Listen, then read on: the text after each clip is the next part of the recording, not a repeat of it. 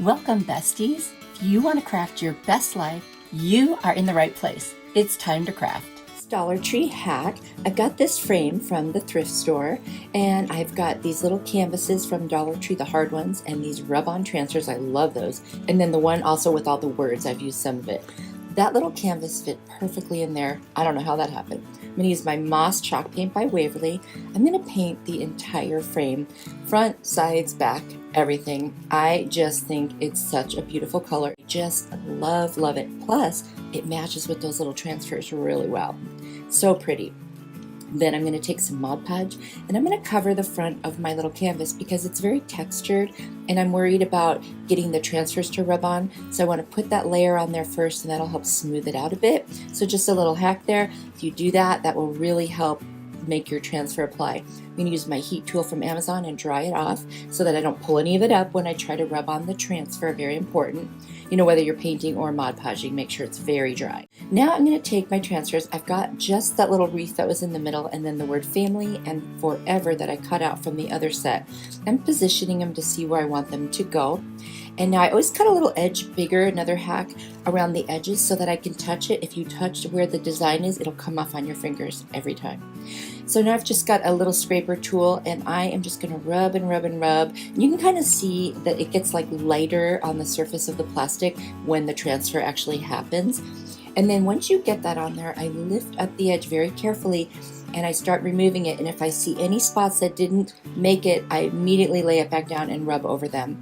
This one happened to work very well. And then I'm going to use my fingers to kind of burnish it over the top, make sure there are no edges sticking up at all. Next, I'm going to do the same thing with my word family. And like I said, try to have a little edge where you can put your fingers, because I have messed so many of these up in the past by touching them. Always cut a little edge that's bigger. You'd be surprised how much that will help. So now I'm just going to go over the actual letters, and that really makes this go faster when you do that. I'm just going to take the pointy end and literally kind of draw over the letters, and then when I go to lift it up, they will all be there. But I go slowly just in case a little piece didn't make it, and I can set it right back down. And now I'm going to do the word forever, same exact process, but again, being super careful. You see how I'm holding it so I don't touch the back of those letters. I cannot stress that enough because I have messed up so many, you guys. I don't want you to do that. I think this is so pretty. It's so simple, and yet it's just a timeless piece because family is forever and it will always be forever. So this is just something that will never go out of style. So I'm burnishing it again, and then I'm going to take my polyacrylic top coat and I'm just going to put it all over the frame, front and back.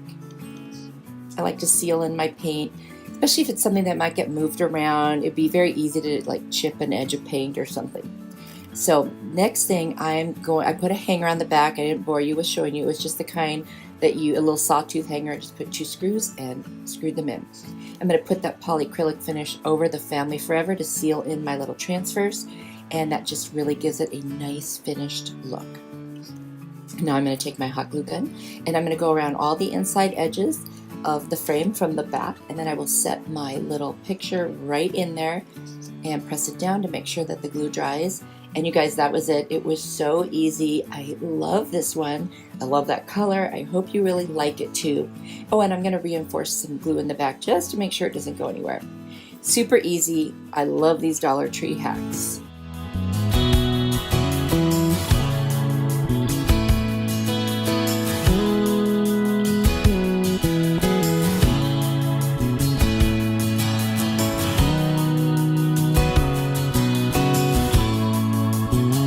Got this cute little trivet. It's like a little tile with some, I don't know what mosaic kind of seashell looking thing is, and it's framed with a wooden frame.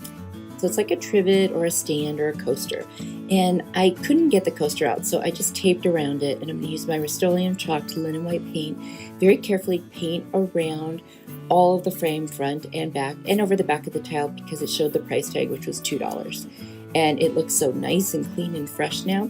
And then I've got these little rub-on transfers of seashells and sea-like things from the Dollar Tree.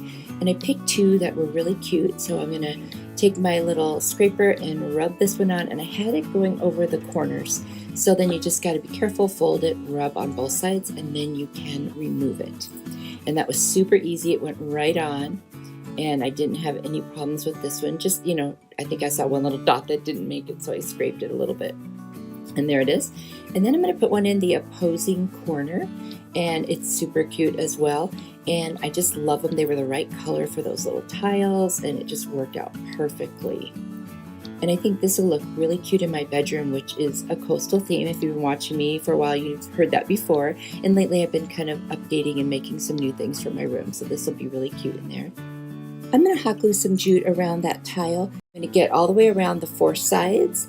And that's it for this project. I love it. It was easy, and I hope you like it.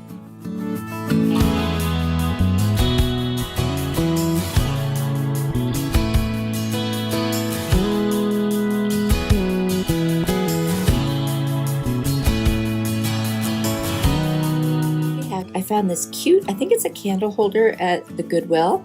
Could be a trivet, not sure, or a little, you know, to put your rings in or something. And I've got this cute little rub-on medallion from the Dollar Tree, and then my Rust-Oleum linen white chalk paint, and some polyacrylic clear spray. And the reason I'm spraying it on there first on both sides is so that the paint will stick. I want to make sure it had something to stick to. So I'm just going to dry it off before I paint it, and then I'll do the back side as well.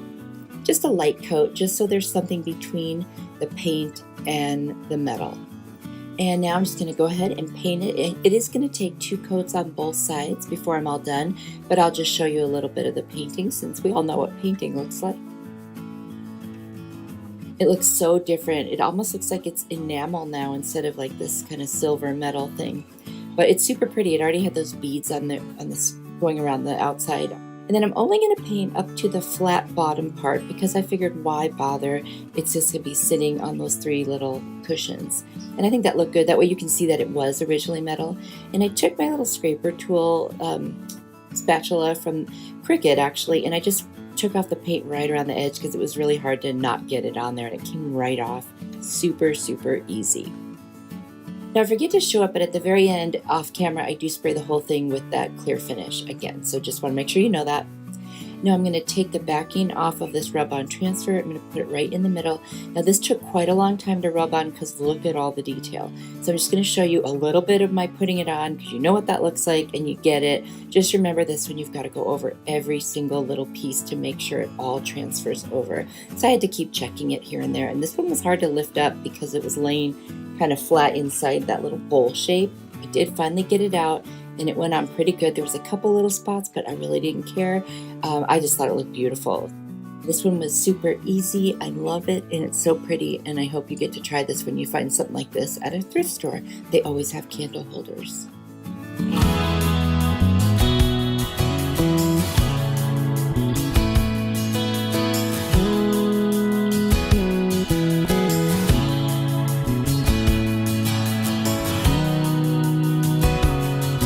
This Dollar Tree wood oval hack, I'm going to take one of those ovals and a little home sign cut out of wood, and then I picked up this little doggy tail at IKEA, and then the burnt umber paint by Apple Barrel and the linen white Rust-Oleum chalk paint. I'm going to sand my wood round down, and then I'm going to remove the tag, and then I'm going to paint the entire front and sides with the linen white paint.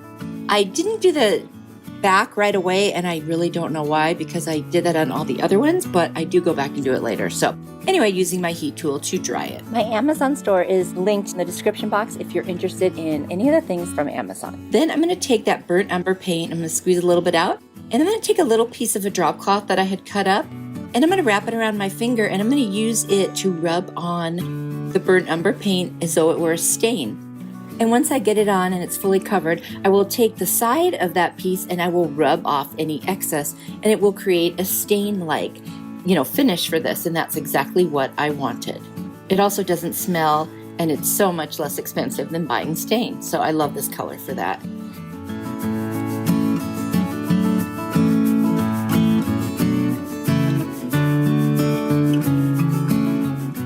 Now I'm going to take the little plaque, I'm going to kind of position the homeward where I want it, and the little doggy butt. And then I'm going to measure because I want to put a nail in that's deep enough that it won't keep the little doggy butt off the surface of it, but it also holds it in place while the glue is drying. Just an extra security. So I'm just going to hammer that in once I figure out where. And I know exactly how deep I need it to be because I'm testing it right now, and you can see right there, I made it so it goes all the way to the surface of the plaque. Then I looked at the back, I put my sawtooth hanger on, and I realized I need to paint this. So I do. I paint it and then I quickly dry it with my heat tool. Now I'm going to take the Beacon Fabric Tack glue and I'm going to put it all across the back of the letters, and then I'll take a little brush and spread it out and make sure I don't have any, pieces that are kind of like hanging between the letters. And then I will attach that to the front of the little plaque. These little plaques are so versatile. You can do so many different things with them. And I'm going to put that down, give it a little pressure, and it will dry very quickly. Next, I'm going to take some E6000 and I'm going to put that on the back of my little doggy butt hook. And I'm going to leave gaps between each little dot that I put on because that's where the hot glue is going to go, just to help it dry faster so that I can keep working. So this was a triple whammy, a nail, E6000, and hot glue. It's not going anywhere. Now I'm making this for my mom because when I made my other one with the 3 little doggy butts, she wanted one so bad. By the way, she doesn't have any animals, she just wants it. And then I noticed I forgot to do that little back part that's hanging over, so I went with burnt umber and I got that taken care of. And that's it. How cute is this? I absolutely love it. I'm sure my mom's gonna love it. And you have to let me know what you think.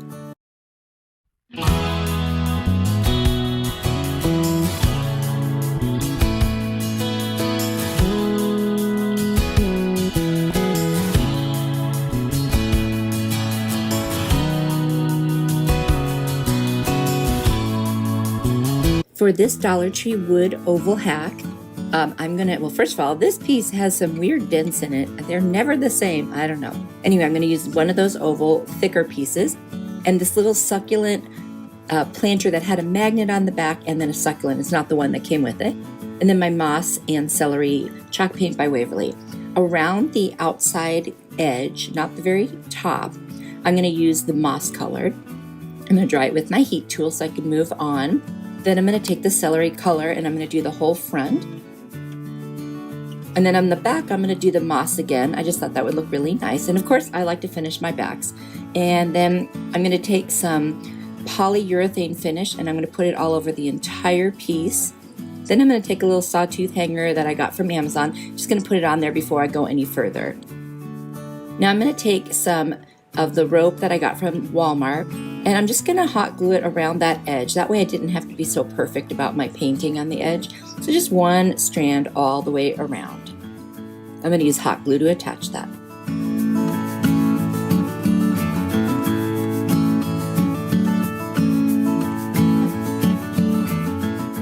Then I'm going to take that little container and I'm going to use the hot glue and I'm just going to put the rope or twine all the way around it, and I'm just going to keep going around and around. Actually, I'm going to go around the first time and then I'm going to go just like a U-shaped over and over until it gets to the very middle, and that finishes it off, which I'll skip ahead here so you don't have to watch me gluing everything. But I did want a piece along the back there so you wouldn't see the plastic.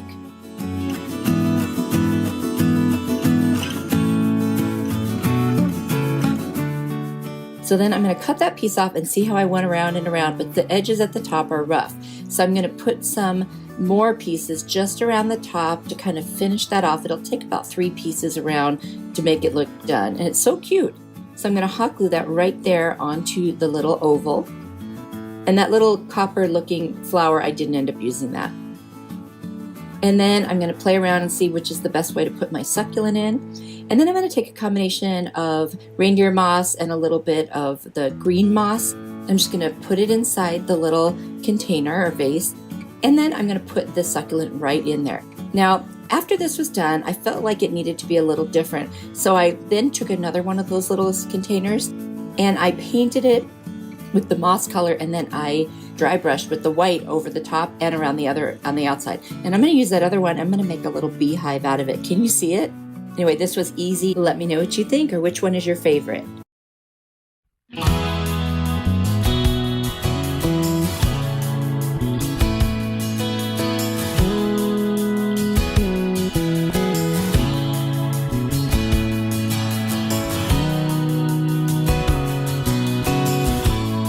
Dollar Tree wood oval hack. I'm going to take this wood oval, and then I've got these gorgeous rub-on transfers redesigned by Prima. I got them from Chalk It Up Fancy. They have a YouTube channel and a website, which I will link below because they're awesome. And then I'm going to use my Rust-Oleum chalked linen white paint. I'm going to paint the entire front and back of this piece and dry it with my heat tool. You know, I do that just so I can keep moving. But you guys know I'm impatient.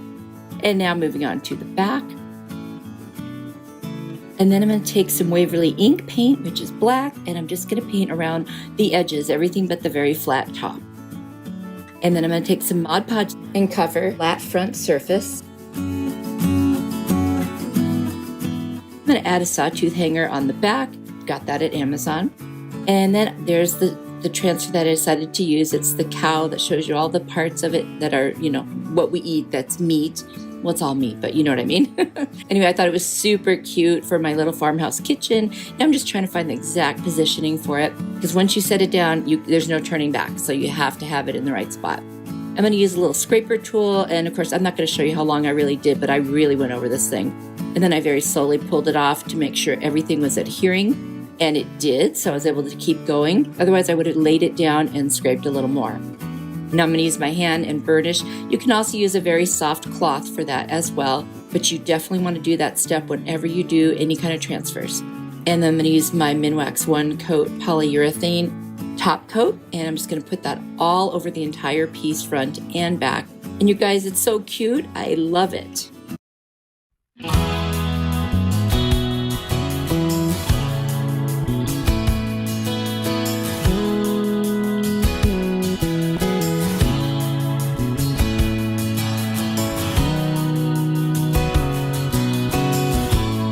Tree hack. I'm going to use this flat oval wood piece. It's not as thick as the other one, and I'm going to show you the difference right here between the two, but they're both still oval and they're still wood. You can find these at Family Dollar also. And then I ordered these half beads on Amazon. They're in my Amazon store.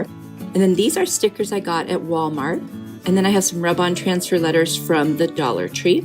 And what I'm going to do is create a sign to put outside of our bathroom. It's going to say the loo, which I think is super cute. It's what they say in England, and I just love that. I'm going to take my half beads and place them all around. I'm going to kind of start with the 4 edges, if you will, and then work my way in and try to make it so that they'll be evenly spaced. And then I'm going to use some wood glue, and I'm just going to place them one at a time. I'm going to use a little brush to put it on there so I don't get a lot of excess. I'm just going to go ahead and place them all the way around until I get them all. And then the last one I had to sand around the edges a little bit to make it fit because it was super tight, but it worked. And there it is, all done. Now I'm going to take my Rust-Oleum chalked linen white paint. I'm going to do 2 coats on the front and back, and I'm going to work my way through all those beads, you know, all around the edges and in the little nooks and crannies. And then once it all dries, I'm going to use my polyurethane clear coat to go ahead and put that on the top. But first, I'm going to take my letters. I want to use my Waverly ink chalk paint, which is black. I'm going to do 2 coats on the letters, get all the way around the edges. And I use tape to attach them to that paper so they don't move around, especially when I dry them. And then I'll do that second coat. And there is that polyurethane. I'm going to put that on there as well. And here we go with that for the oval piece. I just want to make sure that there's a nice smooth surface for my rub-on transfers to stick to. And I'm going to use a little ruler and just try to find my center. And with these, I'm just using my fingernail because they're so small. And then I use my little Cricut weeding tool to pull off the plastic. And then always remember to rub down on top and burnish them so that there's no edges that are still sticking up. Because believe it or not, if there are, it can become a problem later.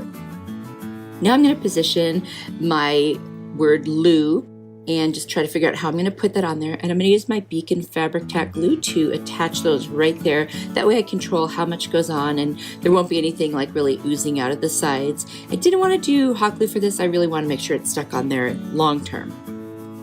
This is so cute. I've got this piece that can go on the wall and then you can attach the sign so it's sticking out, not flat on the wall or on the door, but sticking out. I don't know if the piece I have is going to work. If not, I'll try to rig something. So for this video, I won't be able to show you that hanging up on the wall, but in the meantime, at least you'll get to see it. This was super easy. It's so cute, and I absolutely love it. I've seen people do powder room signs or bathroom, but I thought the loo was a little different, and I absolutely love it. I hope you guys like it too. That's the piece I was talking about. It's a very heavy metal, so I'm not sure if it's going to work. I may have to pick something a little bit lighter, but that's how it would look sideways.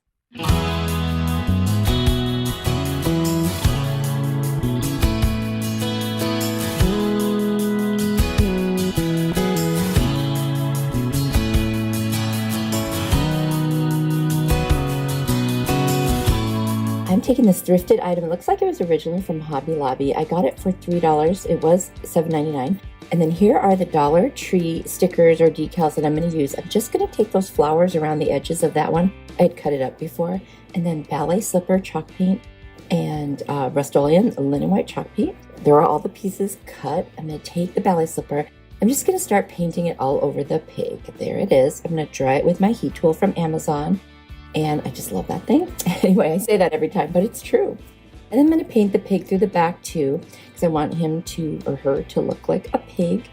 And then I'm going to go through and just kind of clean up all the white. It's like a very thin metal, but it was kind of dirty looking, but with a brown. And I'm going to use a different color to do it. I'm going to take a nail file, also from the Dollar Tree, and I'm going to start going around the edges to bring back out those rough edges, but that wasn't enough. So I'm using a little sanding block with a 60 grit sandpaper, and that seems to be helping me. But I'm going to also take this black acrylic paint from Apple Barrel and just use a little edge of a foam brush and go around. And now that's a lot more than I wanted, but I am going to go back over it with some white just to tone it down a little bit. Sometimes it's hard to do just a little bit of black. You know what I mean? Anyway, I will fix that and I end up really loving it. But in the meantime, I'm going to take those, we'll just call them decals. Anyway, I'm going to take those decals and I'm going to start figuring out where I want them. I want it to look like the pig is walking by a fence with like flowers all around it. So I'm just going to cut the edges off with my blade, and I'm going to cut wherever it makes contact with another edge so it kind of lays flat. If I have to cut them up into little pieces, I will do that. You can do this any way you want, okay? And even like hanging over the edge like that one was. And I really like it. And then I got a suggestion from a friend, Leonette at DIY Beauty on Purpose. I was showing her my pig, and she said, add some real flowers for like a 3D effect. And I thought, oh my gosh, what a great idea. So first I added a butterfly. Now I'm also going to put Leonette's channel down in the description box for you to check her out because she always has great ideas. I love bouncing ideas off of her. And now I'm going to take this little, I think this is boxwood, and I'm just going to cut up teeny little pieces. And then I have these flower petals because everything was getting too green almost. So I got these flower petals that had different colors of pink or magenta, and I kind of cut them off of a flower, poked a hole in the middle, and now I'm putting these little wild kind of greenery pieces that I painted pink and added some more white on them in a minute here. I'm going to hot glue those on, and there I am adding that white. They were just too pink like the pig. I was trying to get them to stand out a little bit more. And then I forgot what these are called, but I just cut up little pieces of these. And then I started putting the boxwood on the back. That way it would poke through every opening on the back. You would see it, and also along the edges. Anyway, I did go a little crazy. I'll admit it. It was one of those times where I might have needed to stop, but I didn't. But I just like it so much. It's really cute. It's turning out a little bit shabby chic, but I think it can still work with Farmhouse. Now I'm going to go in with the white. Just put a little bit and then smear it with my hand. I figured I have to wash my hands anyway. And just used up the last of the little stickers. And I gotta tell you, I really, really like this one. I'm really happy with how it turned out. It's so adorable. I've got this sheer pink ribbon from the Dollar Tree. I'm just gonna put it through the holes, hot glue it down to the back, and then put another piece of ribbon across that middle part of the fence just to secure it. But then I like my backs finished, so I ended up taking the pink and I painted the whole back. Not sure if I really needed to do that, but okay, it's done. Let me know what you guys think. What would you have done?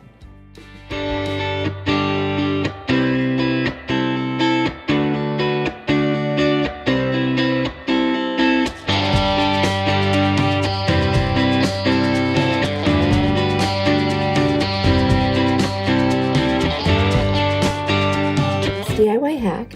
I'm going to use, actually I turned out only using those black flowers. I didn't use the stickers on the right, but they're very cute. Those are from Dollar Tree. And then I got this cute little trinket kind of box, I guess, for $1 at a thrift store. And it looks like a gift came in it or something, but it's not my color scheme, but I just thought it was a cute shape. I'm going to use my Rust-Oleum chalked linen white paint and a foam brush. And I'm going to paint the whole bottom, including the sides, all in the linen white. And just do a couple coats to get that coverage. I'm not going to do the part that gets rubbed underneath the lid because it'll just scrape off paint, I think. So of course I dry it with my heat tool between coats, and there it is with 2 good coats. It looks really nice. Did the lid as well, even though I'm going to change the color of the lid. Now I'm going to cover it in polyurethane so that I can put the stickers on. So I'm lining it up where the seam is because I just kind of think that might really matter. Anyway, I don't know if it does or not. I'm going to take that entire strip of the flowers and put it around and just lay it down very carefully and burnish it over the top with my fingers. Then I'm going to take the other one, which is now too long, so I will cut off the 2 ends so that I can place the rest of it down on the remaining side of the little, I guess I'll call it a cardboard canister. I think that's what that would be. I'm just going to put that one down and be very careful when you place it down because it sticks so fast, and I had to kind of reposition it, which was a little tricky with the polyurethane already on there. So there it is, all nice and done. And now I was thinking, I don't think I want the top white, so I am going to paint that different. But first I'm going to put a clear coat of the polyurethane over all of the stickers in that white part because I want to make sure they're sealed on there very nicely. So I'm going to take this black acrylic paint from Apple Barrel, and I'm just going to do the outside of the lid. It takes a couple coats, and then I also put polyurethane over that off camera. I'm going to take 2 Jenga blocks or tumbling tower blocks from Dollar Tree. I painted them white and then I glued them together, and I'm going to take the little pieces that were left over and cut them up into smaller pieces and put them on those 2 blocks because that will become the handle on top of the box. And I thought that was a really cute way to tie it all together. So I really love how that turned out, and I just took all the little pieces that were left and made them even smaller, and it just worked out perfectly. I'm going to take a blade and kind of go between where the 2 pieces are together if I put a sticker over the top. That way it lays flat. And then I'm going to put polyurethane over the top of that, and then I'm going to use a combination of E6000 and hot glue to put it on the top. Now I'm measuring to find the exact center, so that's what I'm doing right now, and then I'm just going to put a little dot to remind myself of where that is. And here we go, putting the 2 glues on. Obviously the E6000 is for the long hold and the hot glue is for immediate hold. And I think this turned out super cute. What an easy way to repurpose a little cardboard canister. I bet somebody has one at home they could do this with. It could be square too. Let me know what you think.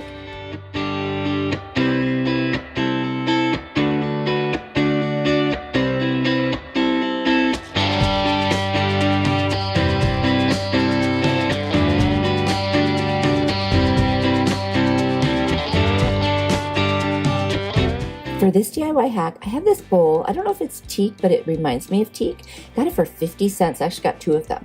And see those little dandelion blue stickers? I'm going to use those from the Dollar Tree or decals. They're so cute.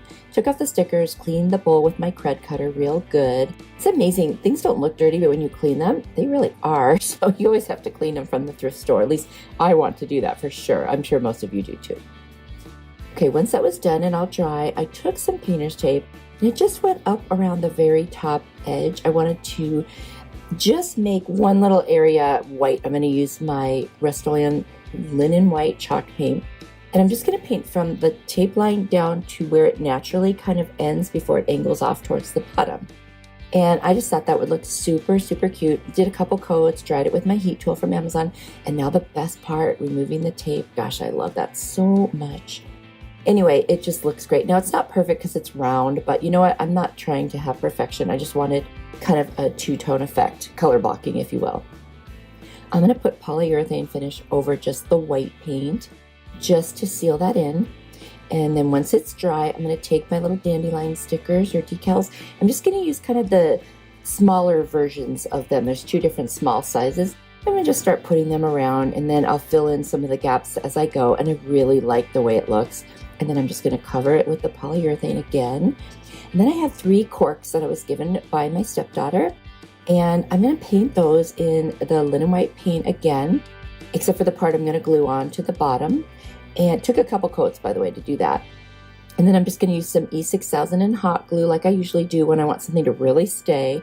So I'm putting the E6000 right in the middle and then the hot glue around it, and I'll do that for all 3 of the legs.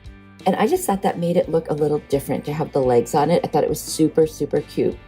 This is such an easy project. All you need is a bowl, paint a little bit, and some decals, and I love it. And you can stage this in so many ways. I think it's great. And the inside of the bowl is still the way it was, so you can use it for anything.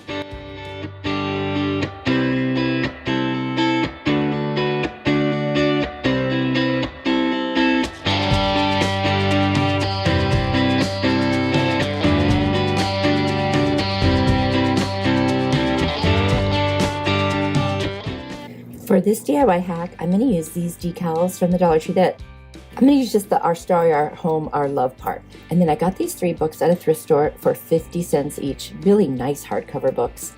And I know some people don't like that, but honestly, 50 cents, I'm sorry, I got to do it.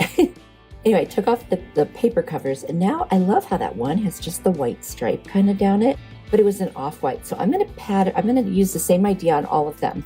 Tape it down, and I'm going to use some white primer paint by Kills, mostly because it's just so stark white. Dry them off, do another coat, and I'll do the same thing on all 3 books and around the edges of that where the binding is. And then I end up doing also the sides of the pages when I'm all done. So like the 2 sides and the front. So when you look at the book from every angle, it's whiter. You know, like I just like a little bit of that crisp white look in this case. I'm not making them look antique-y or anything. So that's why. So I'm just, like I said, do this same stripe. Doesn't it look good? I don't know. I just makes the book look so pretty and like kind of fancy. Anyway, that's just my opinion. Let me know what you think of that and if that changes the look of the book for you. And here I am painting those sides like I mentioned. Anyway, now one thing that I should have done is while they were not together, I should have just hot glued all of the covers back and front to the book part, but I instead did the books to each other, and then I go back and do the inside of the covers. I don't know why I did that. Anyway, learn from my mistakes and do it the other way, because it was kind of silly now that I look back at this. Anyway, whatever, it works either way. So see what I'm doing now. I pick up the cover, and now I'm gonna have to do it to the inside ones too, which is why it seemed kind of backwards. Whatever it is, it is. So there I am. I will glue them all together, and you don't have to saturate it, just enough hot glue to hold it down. I'm also going to put a ribbon around them, so, you know, they're not going to get opened up or anything like that. I just want them to stay more stationary. So now I'm going to cut out those 3 little sections. I'm going to leave the hearts behind and the This Is Us, and I'll save it for another project. And all I'm going to do is put them in the order that I like, which is Our Home, Our Love, Our Story. I feel like that's kind of the sequence that they go in. And I guess it could have been Our Love, Our Home, Our Story. Either way, I just love this book stack. If you don't have a Cricut or a cutting machine, this is a great way to do this. Or if you don't like your handwriting or whatever, then I'm going to take some polyurethane by Minwax. I'm just going to cover up where the white is and where the words are. I'm not going to do the rest of the book. It doesn't need to be done that way. And I'm just going to go ahead and do that and dry it. And I've got this beautiful ribbon. It's wired. I think I got it at Hobby Lobby. And look how beautiful that ribbon is. And I'm just going to hot glue where the pieces meet. And then I'm going to take some faux flowers that I also got at Hobby Lobby. They're just a little bit higher quality. And I cut down the stem, so it was pretty thick stem, so I needed to cover that part up. So I got some very thin twine from the Dollar Tree, and I just wrapped it all the way around the end there. And then I used that to hot glue it to the top of the book. And then I also tacked down a couple leaves here and there so it would stay in place. I also wanted them to lay sideways, and you know, they don't want to do that on their own. So you have to kind of force it a little bit with the hot glue. But I just love how easy this is, how great it turned out, and just what a nice little piece for your home. This could go in almost any room. I think I'm going to stage this in our living room. I just really, really like it. And you could put anything on the books that fits whatever you're trying to accomplish. Anyway, I hope you like it. Let me know what you think, and would you try something like this too?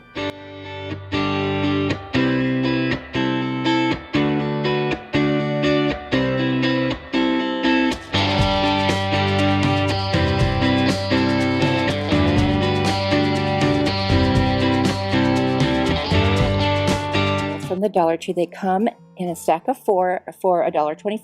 I actually found them also at Dollar General. They were still $1. I'm not sure how long that will last. Anyway, I only need 1 for this hack, so I'm just going to take 1 of them, and I have this mixture of like a gray paint, a chalk paint with baking soda added to it because I wanted to create kind of like a texture, make it thicker. So I'm putting that on the outside of the bowl, drying it off with my heat tool from Amazon. and then I can see I definitely need to add more. So I do a second coat, and I'm just plopping it on there, kind of dabbing it, because I want to make sure it gets in all those little cracks and crevices. And I still see a little bit of spaces, so I am going to go over it one more time and do a little bit more, and then that's it. If I maybe had made it a little thicker, I added a little too much water, I think, but that's okay. 3 coats and it was done. So I'm going to dry it off and then move on to the next step. I'm going to use my moss colored chalk paint from Waverly. I'm going to make like an ombre, so on the very bottom and over the edge, I'm going to do the moss color. Once I finish all of the moss, I'm going to take the celery color chalk paint and I'm going to blend it where the moss ends purposely, so that makes that middle color, if you will. And then I will dip my brush very heavily in the celery paint to do the bottom, so it'll be lighter. And it does create an ombre effect. It just naturally kind of blends in the middle between the 2 colors. And I love that look so much. All these greens are gorgeous. I just love them.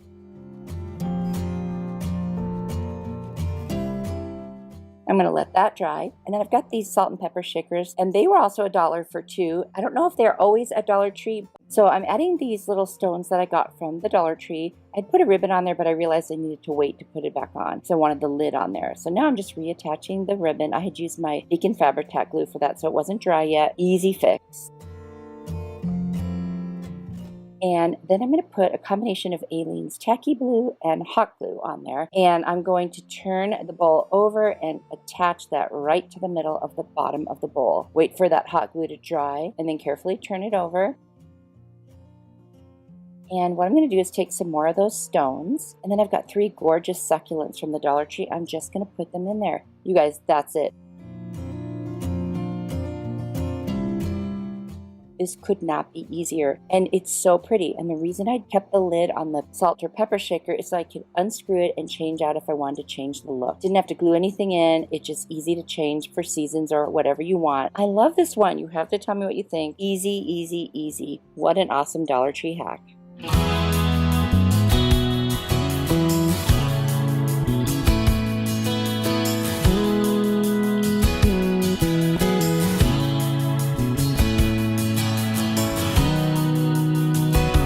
Hack is so cute. Got one bowl, and then I've got that rope from Walmart, which, by the way, it's very inexpensive. The celery colored chalk paint, and I'm just going to paint the inside of the bowl. There's really no reason to paint the outside because it's going to be covered with the rope. Of course, use my heat tool to dry it, and then I'm going to use some Mod Podge for the inside. That way, if I put things in this bowl, they won't scratch the paint.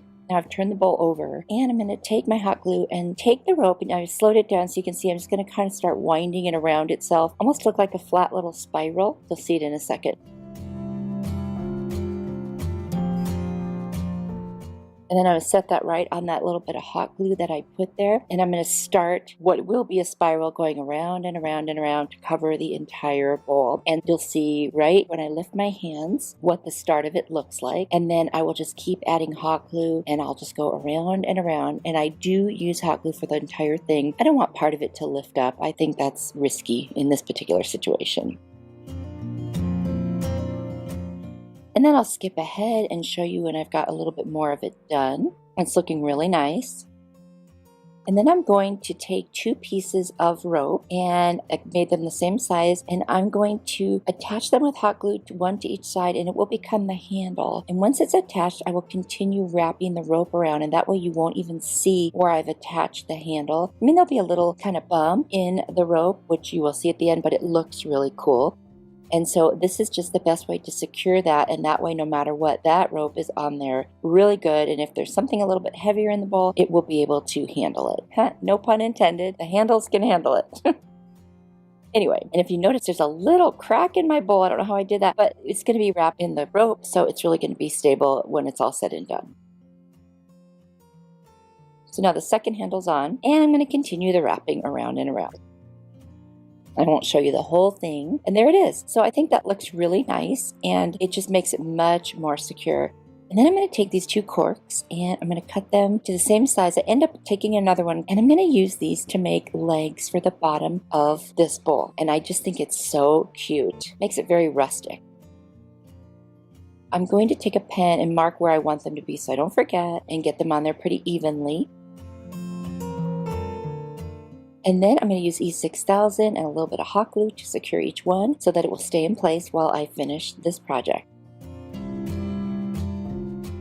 Now, because they're not all the same color, I took some cashew and hazelnut chalk paint by Waverly and I mixed them together. I'm trying to get a color that complements the cork color. So I end up adding some antique wax and then I really like what it looked like. And I'm just going to paint the very bottom of the legs and a little band around the bottom and leave the cork for the rest of it.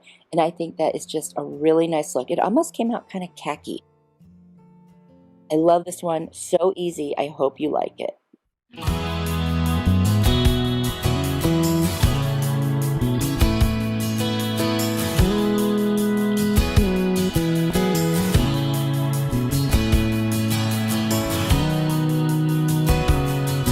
Tree hack using these bowls. I'm actually going to use two of them. I'm going to take E6000 and my hot glue and I'm going to attach them bottom to bottom.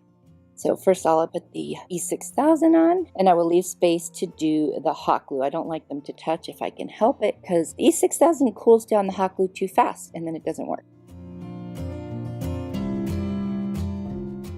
So there we go. And I'm just going to attach them. And I was trying to line up the pattern. It wasn't as easy as I thought because you know how it is at Dollar Tree. No two things are ever the same. I'm going to use my Rust-Oleum chalked linen white paint and I'm going to cover this whole entire thing, including the top inside, because if I don't, the area where you see where I glued it will show. So I'm going to do one side, use my heat tool to dry it off from Amazon, and then I will do the other side. And I do some touch-ups, so it's not a full 2 coats, but it probably is almost 2 coats. I just love that bright white. It's so pretty. Of course, I am going to change that. And now I'm doing the inside so that you don't see that one part. You don't have to do it on the bottom too, just on the top. Then I'm going to go in with my elephant colored paint from Waverly. It's a very dark gray. And I'm going to use a very wide brush. I forget what those brushes are called. If anyone knows, please tell me in the comments because I'm drawing a blank. And it's really good for this kind of distressing because you just get a little bit on your brush and you're basically dry brushing. But it's like a fan. I think that's what it is, a fan brush. Anyway, I love the way it looks. And I am going to do the inside of the top. You won't really ever see the bottom, but I'm going to do the inside of the top too. And I love the way this is coming out. You guys, this is easy. Seriously. This is such a fast, easy DIY. I had a shoelace that we weren't using, so I cut off the little end and then I wrapped it around and got the right size. And I'm going to use my Beacon Fabric Tack glue to attach it all the way around the middle, and it's a perfect kind of garnish or trim for this project. And then I've got these ferns from the Dollar Tree, and I thought, why cut up 3 just to get the ends? I'll take 1, cut it into thirds, and then use my scissors and make it look like they're each ends by cutting it to a point. You'll see what I'm going to do right here. See that? So I just do that on the 2 that I cut off, and then of course the first one was already like that. Way to go. Now I've got 3 end pieces, and I only had to use 1 piece of the fern.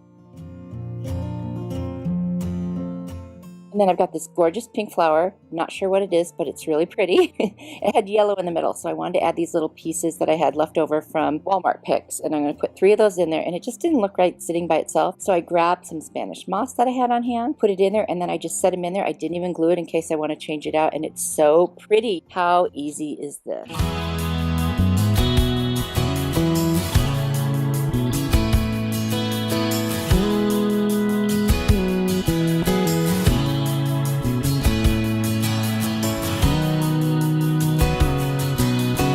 For this Dollar Tree bowl hack, I'm going to take 1 bowl and these napkins. I think I got these at Hobby Lobby. They are 3-ply, which means you have to remove 2 plies. I'm going to use some Mod Podge. We'll be doing some decoupaging. So there's layer 1 and a little tougher to remove, but there is layer 2. And that leaves me with the 3rd ply, in this case, the top that has the little sea creatures or sea animals on it. I'm going to cut them out with like fussy cutting. I'm just going to put them with some Mod Podge on the inside of the bowl, just kind of place them around, sort of in a pattern, I guess. I'll lay a coat of the Mod Podge down, then I'll place some in the bottom of the bowl. I'm just going to put the other ones kind of in 4 places around the inside of the bowl, and you'll see me doing that here. Always layer Mod Podge first, especially with very thin napkins. and then I'll put some over the top once that dries so I don't move the napkins around and smudge the whole thing up. I am going to put more Mod Podge inside the bowl just to cover everything so it doesn't look funny that some parts have it and some parts don't, and then when I dry it with my heat tool, you can't even see the Mod Podge, and it looks really cool. Obviously this is a coastal theme DIY.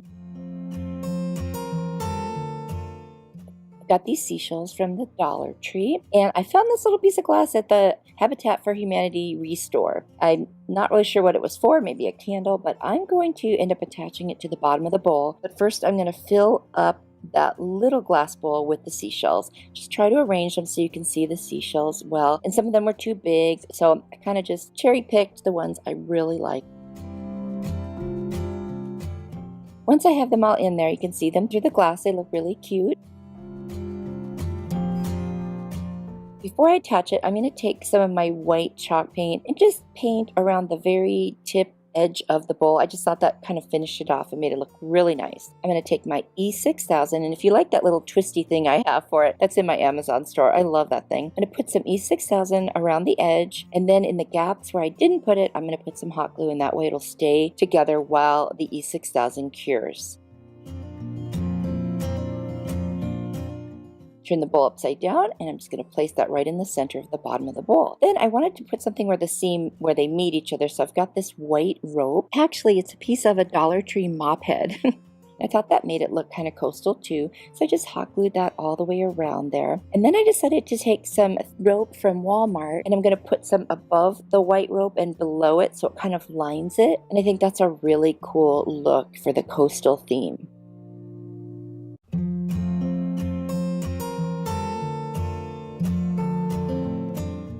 And then I add a little bit to the very bottom of the glass bowl too. I just thought that finished it off. I really think this is cute, and talk about easy. Oh my gosh. Such an easy piece. It'll go nicely in my bedroom, which is the only room in my house that has coastal. This would be a great thing to throw jewelry, knickknacks, whatever in, and have it sitting like on the dresser.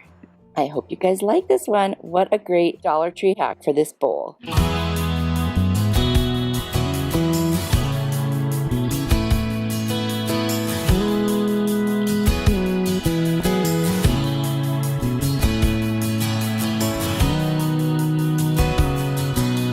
Tree mirror, I am going to turn it into a faux wood looking piece. I'm going to use this Kills All-Purpose Primer first, and then my Antique Wax by Waverly. It's going to cover the center because all the reflection of the lights, and then my face while I'm concentrating. Who wants to see that? Anyway, I'm going to apply the primer, and I'm going to go all in one direction, and there it is, the whole thing covered, including the sides. Then I'm going to take my antique wax, and very carefully I'm going to go all in one direction. What I'm doing is trying to make it look like wood grain. And if you do this just right, I mean just carefully, and keep going over to make sure it's all going the right direction like grain, it will work perfectly. In the center part, I just go around like a circle to make it look like that's the grain. Anyway, I go through the whole thing, and I do a couple coats until it looks the way I want it. You can do it to any, depth that you like, depending on the color kind of wood you would have wanted. And it's amazing how much it looks like wood. Isn't that beautiful? I was inspired to make this video after watching Shannon from The Daily DIYer, and she loves to take the same item at Dollar Tree and make other things, and I thought, ooh, I want to try that too. I'll leave her link down in the description box, so if you don't know her, you can check her out. She's awesome. And now that's how it looks. I love it, you guys. I just think the whole faux wood look thing is awesome. Now I am going to deal with that center here just in a second.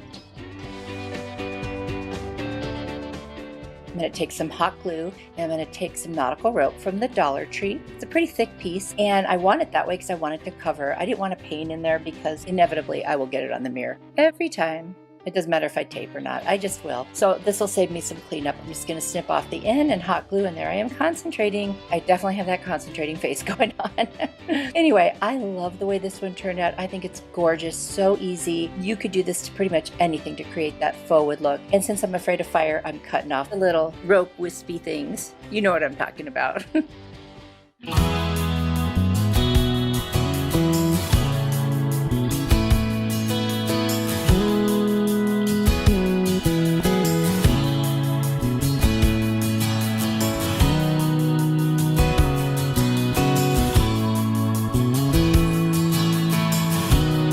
Tree mirror. I have gorgeous napkins I got at Hobby Lobby, and so I'm going to go ahead and cover up the center again, and I'm going to take my napkin out, and it's a 3-ply napkin, so you've got to remove 2 of the pieces and just leave the very front. It's harder to do, but it's possible.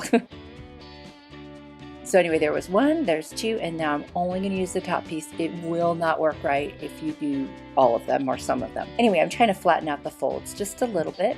I'm going to use my Kills primer, and I'll apply it with a little foam brush that I got on Amazon. It's great. The reason I'm using the white primer is because the paper is pretty thin in the napkin, and in case you see through it, I want you to see white and not the color that the mirror was.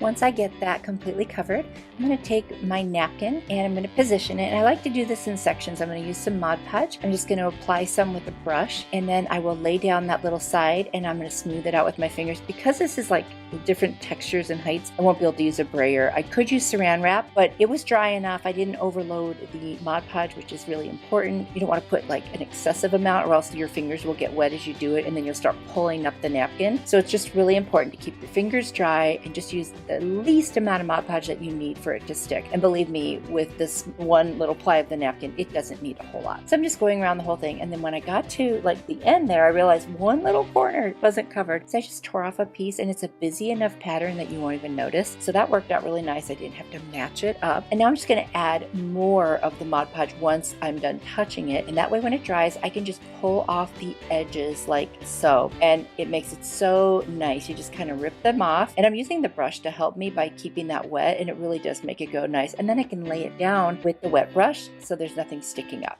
You know, the possibilities with this are endless. You could use so many different beautiful napkins, you know, that would fit your decor. I love that about it.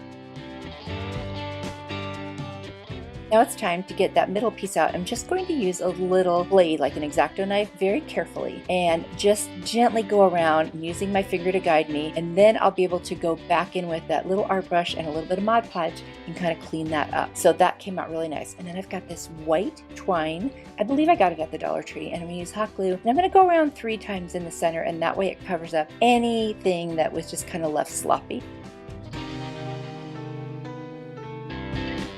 And then I will also, of course, clean the mirror, just using alcohol to do that. I'm going to take Waverly chalk paint in the color Agave, which is gorgeous, and I'm just going to paint the edges, and that kind of cleans up if there was any excess napkin or anything. And I just thought that was a perfect touch, and it matched one of the colors in the napkin. So I've got 2 ribbons, this gorgeous blue and then this very sheer iridescent one. I'm going to use a little bit of dots of hot glue to attach them together, and it's so weird it ends up looking almost like denim when I'm done. But I'm just going to do a little crisscross, and I'm going to attach it to the back. All these mirrors have hangers already. There's little hangers built into them, but this one I thought was so pretty with the ribbon that matched. So that's why I did it. It wasn't necessary, it was just more aesthetic, but I also, you know, I'm securing it really good with extra ribbon and hot glue, so it can be used as an actual hanger. I really love this one. It's going to go in my bedroom, which is a coastal theme. I hope you like it.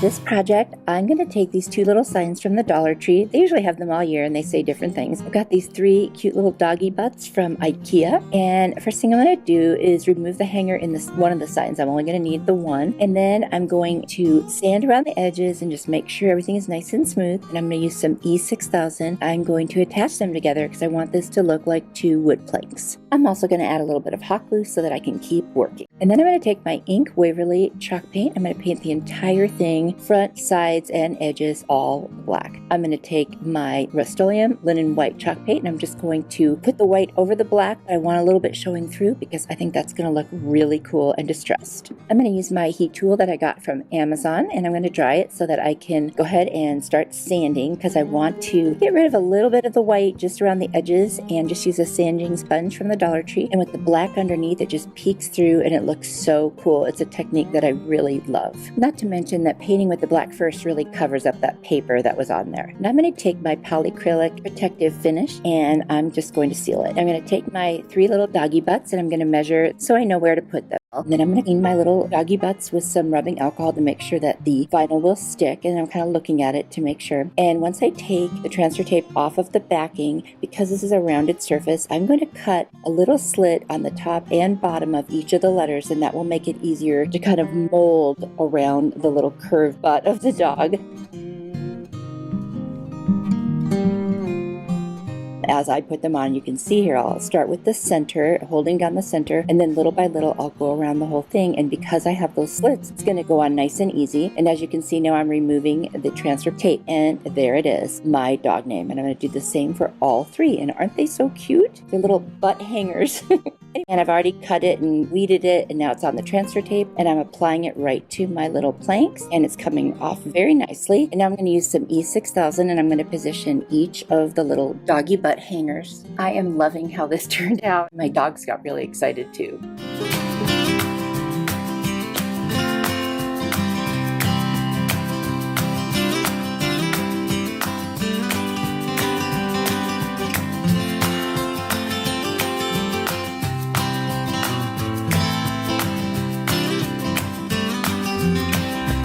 This little wood round from the Target dollar spot. I'm going to actually use a different burlap than the one you see there, and also some other buffalo check ribbon and florals from the Dollar Tree. I'm using my burnt umber apple barrel paint. I'm going to mix it with a little water to make a stain. I'm going to take some painter's tape and I'm going to tape off a top section and a bottom section, protecting the middle for something else. I'm just going to use a foam brush to apply my homemade stain. Wipe the excess off. I'm going to do it 3 times till I get the right color. I don't want it too dark, but I also don't want it too light.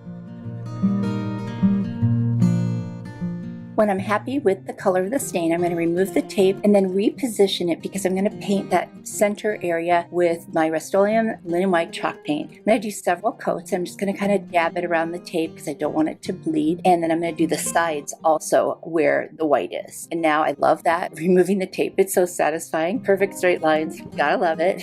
Next, I'm going to take my sanding sponge from the Dollar Tree, and I'm just going to lightly sand over the white because I want it to be smooth, and then I'm going to put a top coat of my polyacrylic protective finish. Now I'm going to go ahead and get my hanger on there. I'm using a little bit of a thicker twine than was on there before, and I'm going to put the knots in the front. And I'm using my bow maker. I don't really need to for this, but because I'm just making loops back and forth, but I'm going to do 3 different sizes, so I wanted to move the pegs in order to give me those 3 sizes very quickly and easily. So that's all. And once I have all of them, I'm just going to make a little slit on each side, and then I'm going to tie some twine around the center, and then I'm going to tie them all together and start fluffing my bow. I'll be the first to tell you that I am not an expert at bow making, but I am learning more and more, so I'll just do my very best. That's all I can do.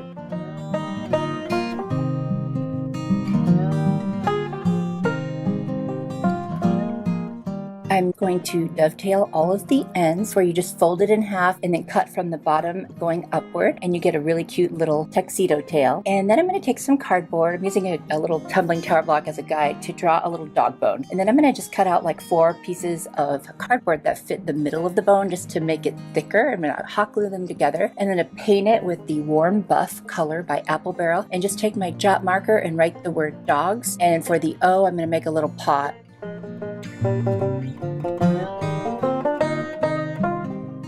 I'm going to use Mod Podge over the top of that, and then I'm going to write on it. That's going to go right in the center of my bow, and that's how I'm going to hot glue it right there. And I just thought that would be so cute on this.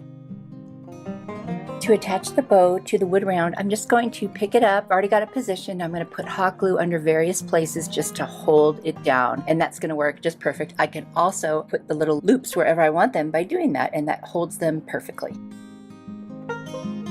I'm going to take my greenery from the Dollar Tree. I'm just going to snip off the little stems. That way I can place them wherever I want around the top portion of this wood round. You see I've just got them set in there. Once I have them where I want them, I'm going to put hot glue on the ends and then stick them in, push it down and make sure that it adheres. And there it is. I love the way that looks. Now I am transferring them to the middle of the wood round. It came out so cute. And yes, I noticed that the little piece of the pot was missing after I put it on there. So I went and found it on the vinyl that I had weeded out. And by the way, no paws were injured in the making of this video. And I fixed it. Thank God I found it, or else I would have had to reprint it. That was my bad. And I like to save my transfer tape and use it a couple of times. So there I am putting it back on the backing, and I'll save that for another time. I love this one. I hope you guys like it too.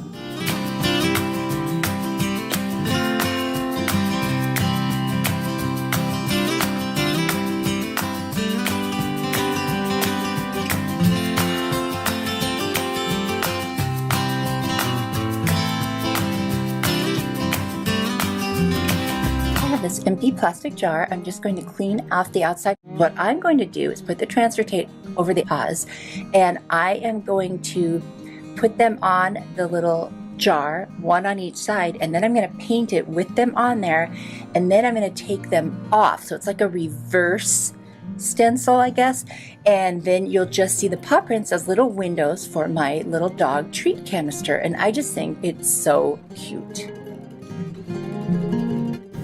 I'm going to take my canister outside, and first I'm going to spray a white primer on it. Then I'm going to spray this kind of like galvanized silver color on it, and then I'm going to put a little bit of a coat of clear over it. And this is how it turned out. Super cute. And I've got this little knob. I think I got it at Hobby Lobby. And then I have this little piece of buffalo check paper that I got at Hobby Lobby, and I'm going to just trace around the top of the cap, and I'm going to cut a circle, and then it'll fit right on top, and I'm going to use some Mod Podge and attach it, and just make sure that that's on there really nice, because I think that'll be super cute. Next, I'm going to take this ribbon. I have had this for years. I have no idea where I got it, but it's little paw prints. How perfect. I'm just going to hot glue it all the way around the edge of the top of the lid, and then I'm going to add some Mod Podge over the paper now that the other Mod Podge has dried, and I'm going to use this Folk Art brushed metal silver paint. I'm going to paint that little knob. I want it to look like it's also metal, and I'm going to use some E6000 and a little drop of hot glue, and I'm going to attach it right in the center. And it's not functional, but it's cute, and I just think it makes it look a little bit fancier. Next, I'm going to take that paw print ribbon, because I guess I can't get enough of it, and I added one little piece around the bottom as trim with hot glue. And then off camera, I put some twine around each side of that. I just thought that was super, super cute. And then I'm going to take this twine and I'm going to put it around the rivets where the little lid screws on, but not to the point where you can't screw it on. And I just think this is turning out adorable. Talk about like a trash to treasure. And I just love that little paw print. It's so cute.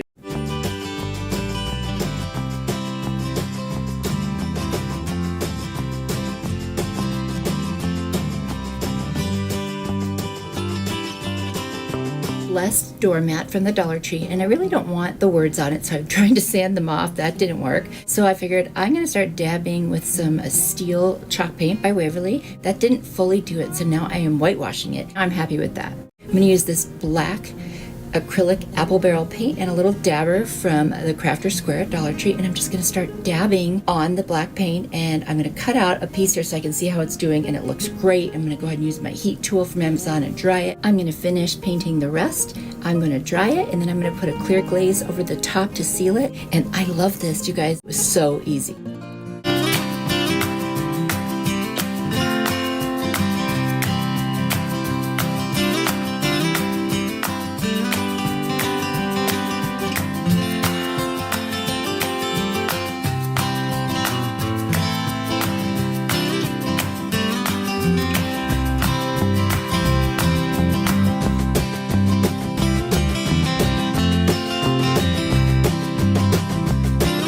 Starting with 130 tumbling power blocks. Now they come 72 in a pack, so you just need 2 packs to do this, and you'd have some extras. And what I'm going to do is start off building the lid of what I'm making, which is a Kleenex holder box. And now I'm going to put the Kleenex box on it. It's going to be one of the square ones, not the long rectangular one. So the top piece needs 20, and it's going to have 8 on each side, and then 2 at the top, 2 at the bottom, leaving that little rectangular opening for the Kleenex to come out.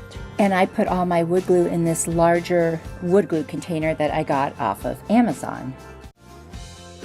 Now I'm using an old paintbrush just to put the glue, on the sides of the blocks so that I can glue them together. Now I'm going to make one of the sides, and you're going to do 2 of each side, but this side has 27 pieces. So there'll be 2 sides with 27 pieces, and then the other side will have 24 pieces. So 2 sides with 24 also. I'm going to use that same glue, and I'm just going to saturate it with glue and then wipe it off with a wet cloth just to, get rid of the excess. But that way it really, really is firm. And look at them. They're holding together so nicely, and any excess glue, I'm just going to sand it right off. Now, I didn't use my sander because of the fact that they were blocks. I was a little nervous. Maybe I'll try it next time. So this time I just used the Dollar Tree sanding sponge and a nail file from the Dollar Tree to get the little parts that were hard. And I rounded all the edges too. And now I'm going to use some painter's tape to help me position it when I put the glue to assemble it. So on the side with the long side of the rectangular opening on top goes the larger 2 pieces, and I'm putting a ton of glue. They're going to be a little wider than the top piece,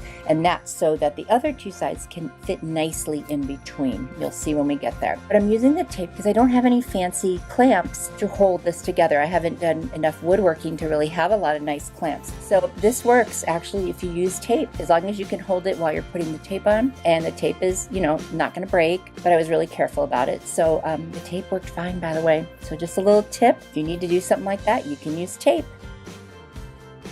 And now I'm just adding the other 2 sides, and you can see here this is the final side that I'm doing, and then I'm going to go ahead and tape everything, and I'm going to start taping it up higher too because I want it to be supported all the way around. After the first hour, the wood glue starts to set and you can keep working, but you don't want to do anything too crazy with it because it could still fall apart. But if you want to be safe, I'd wait 24 hours. That's the best way to do that.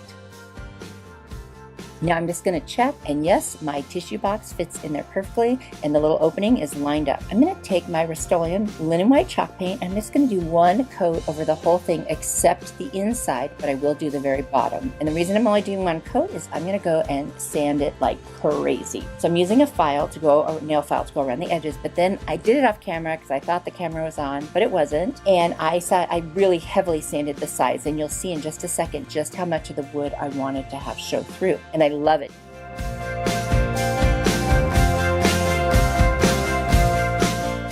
Do you see that? Is that just gorgeous? I love that look so much. So it makes it rustic. Now what I'm going to do is I've got this beautiful tissue paper that I got from chalkitupfancy.com. They also have a YouTube channel. I'll put their link down below. And I'm just going to take a little piece of this block tissue paper. I'm going to do 1 on each side. Now don't tell anyone, but the other side I accidentally did it upside down. But it's going to be on the back, so probably no one will see it. Maybe. Just don't tell anyone, okay? Because I felt kind of silly that I did that. Anyway, I'm using my polyacrylic instead of Mod Podge because I'm going to finish the whole thing in polyacrylic to give it a nice top coat and seal it all in. And I'm using my brayer from Amazon to get off as many air bubbles or make as best contact as I possibly can. And then the excess, I'm just taking a little utility blade. I'm just going to go right over it. And you see the tissue paper lifted a little. That's because I'm impatient and I didn't wait for it to dry. If you wait for it to dry, that will not happen to you. So now I get smart, and I'm using my heat tool from Amazon to go ahead and dry it. I'm working on the other side. Now, if you're very clever, you will see that it's upside down right there. Anyway, I did put it on, and now I'm covering the rest of it in the polyacrylic. And then I added little felt circles at the very bottom so it wouldn't scratch anything up. And it turned out so beautiful, you guys. I love it. It's both functional and beautiful and less than $5.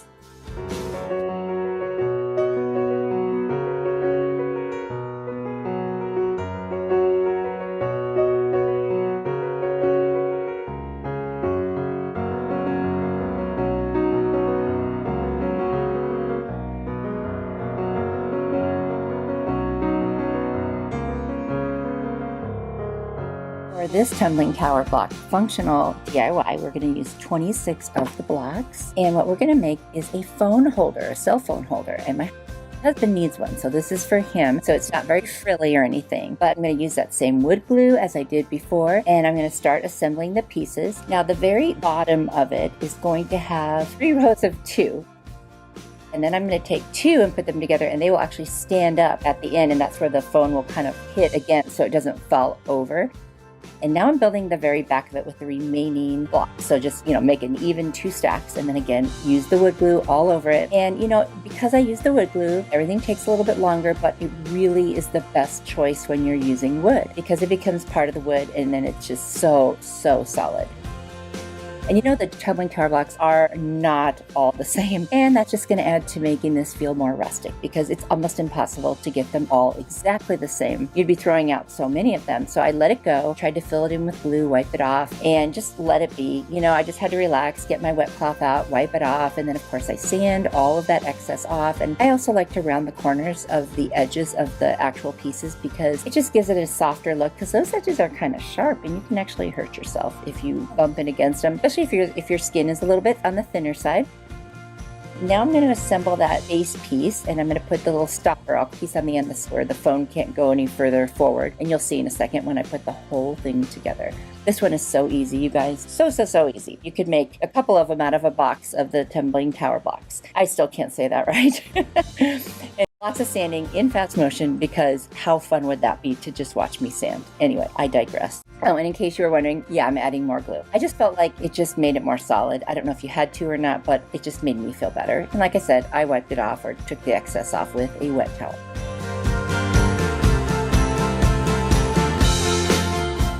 Now I am assembling the back piece onto the base, and you see now how that is shaped. And I think in a minute here, yep, there's my phone. And see, it doesn't go anywhere because the little stopper pulls it back. I'm going to take 2 colors of apple barrel paint, burnt umber and warm buff. I'm going to mix them together, and then I'm going to get my little mister bottle out, and I'm going to spray the little spongy thing I'm going to use to put that on the wood, because I want this watered down. I'm going to turn it into a stain and see what happens there. It's not brown and it's not beige. It's a really nice combination, and I'm still going to wipe off the excess as soon as I'm done. I love the color that comes out. I asked my husband what color, what wood he wanted, and this worked out perfectly to give him what he wanted.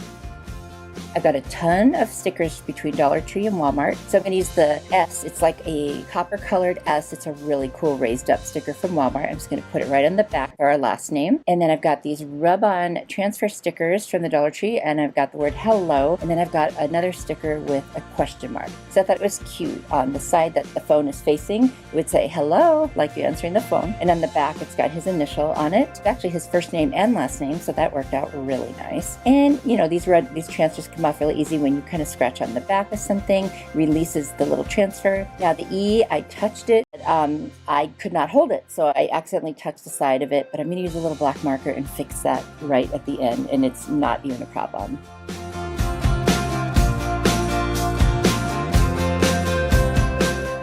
There we go, just a couple of dots here and there, and then I found another little spot in the O. I think it looks pretty good, actually.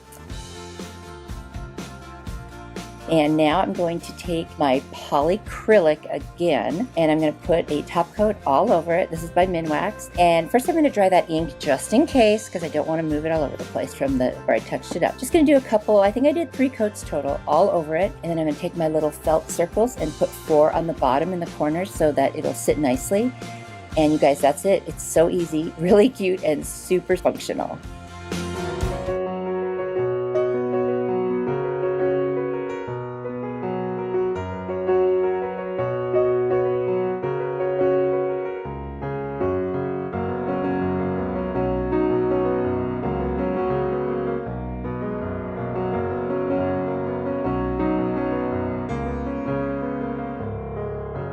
Found the idea for this DIY on Pinterest, and it's so simple. You take literally 1 block, and I actually had 1 little brown one left, and then you use a keychain holder and a little, I think it's called an eye hook, and you can get those at any hardware store or Amazon. And I'm going to take the little block and I'm going to sand every single edge there is, because I want to round them out a little bit and not make them very sharp. Then I'm going to clean up all the sawdust with my Ladybug vacuum from Amazon, and I do that with all the other ones. I don't always film it. And there's the block now that it's all sanded down. And then I'm going to open up this map of Ohio, which is where I live, and I'm going to find the area where I live, and I'm going to cut a piece of the map that is in that area. And then I'm going to cut a piece of the map that says Cincinnati proper, because I'm going to put that on the other side of the block. And then I'm going to cut an extra little edge to go on the sides of this block as well. And then I'm just going to take a little utility knife, and I'm going to use the block to actually score and cut them out.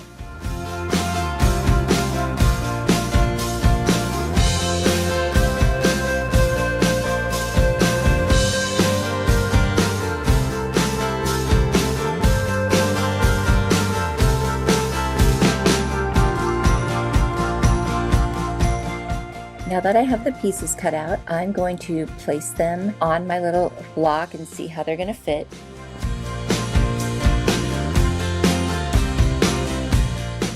Then I'm going to take my little eye hook and I'm just going to push it into the center of one of the little short sides, and then I'm going to take that little hole I pushed in and I'm going to start twisting. And it really doesn't take much to get that thing in there, and then you just twist it all the way in. And then a little trick that I use, and you can consider this a hack maybe, is to take a staple remover and I'm going to clip right between the two rings on the key holder and hold it open so that I can place the little stick on with the eye hook, and that's how you get it on there. Then I'm going to use some Mod Podge. Just going to use the matte kind so it's not shiny, and I'm going to put some on, and then I'm going to take one of my little matte pieces and I'm going to go ahead and put it on, press it firmly, then cut off the excess and then glue that piece on. I'm going to do the exact same thing with the other piece because it's really one piece is for two different sides, so then I cut it and place it again. Then I'm going to take a nail file from the Dollar Tree and I'm going to go around all the edges. I really want to get a nice clean edge and then just have the map kind of on the flat sides. When that is all done, I'm going to also sand around the top and the bottom, and then I'm going to get a Mod Podge out again and I'm going to put it over the entire thing, and that's it. It's the cutest little keychain. Honestly, I can't believe how easy this was. There are so many possibilities with this. You don't have to use a map. You could use cute scrapbook paper, whatever you like.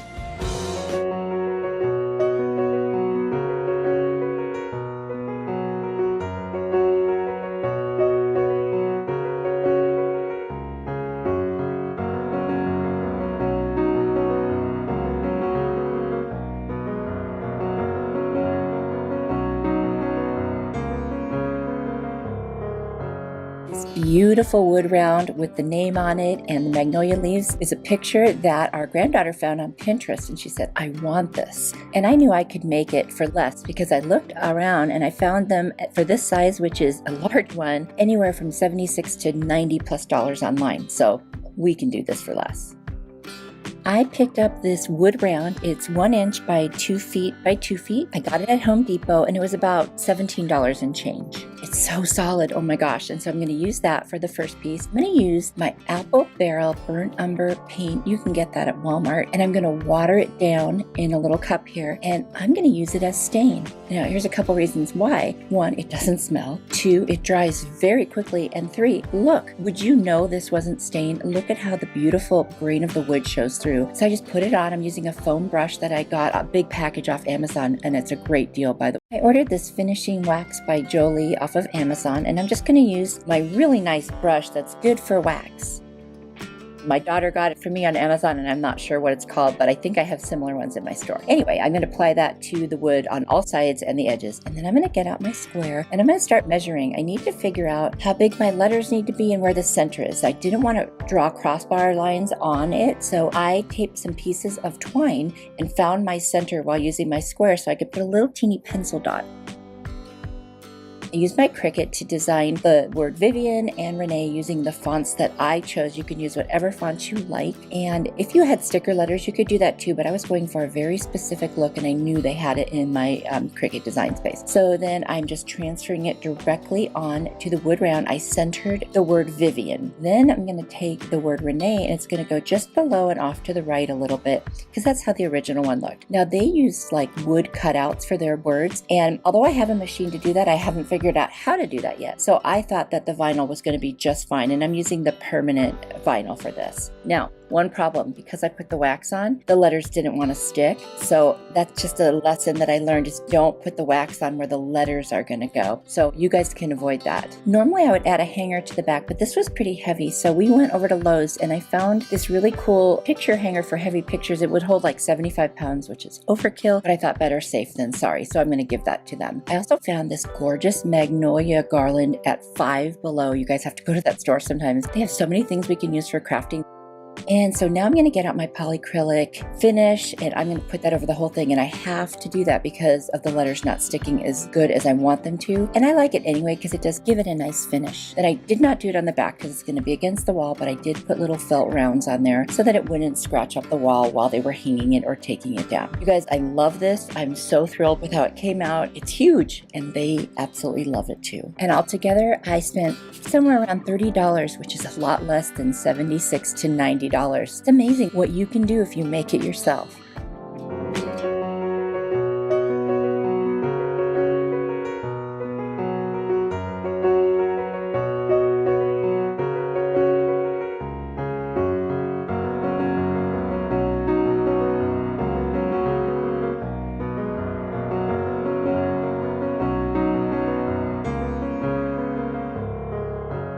Granddaughter wanted a sunburst mirror, and my friend Allie, who has a channel called Actually Allie, made one, and I remembered it. So I contacted her and I said, hey, I think I need to make this mirror. So she gave me some great tips. Of course, I watched her video, which I'm showing you a little bit of on the screen there. I'll also have a link down to her channel and video because she's really talented and she helped me so much with this mirror. So I'm super excited. That's her finished mirror right there that you're looking at in the screen, and it's gorgeous. It's very similar to the one I made, but I did change it just a little bit. So you start off with just about 100 plus popsicle sticks. And so I did 26 in the full size, and I just cut off the rounded edges on both sides.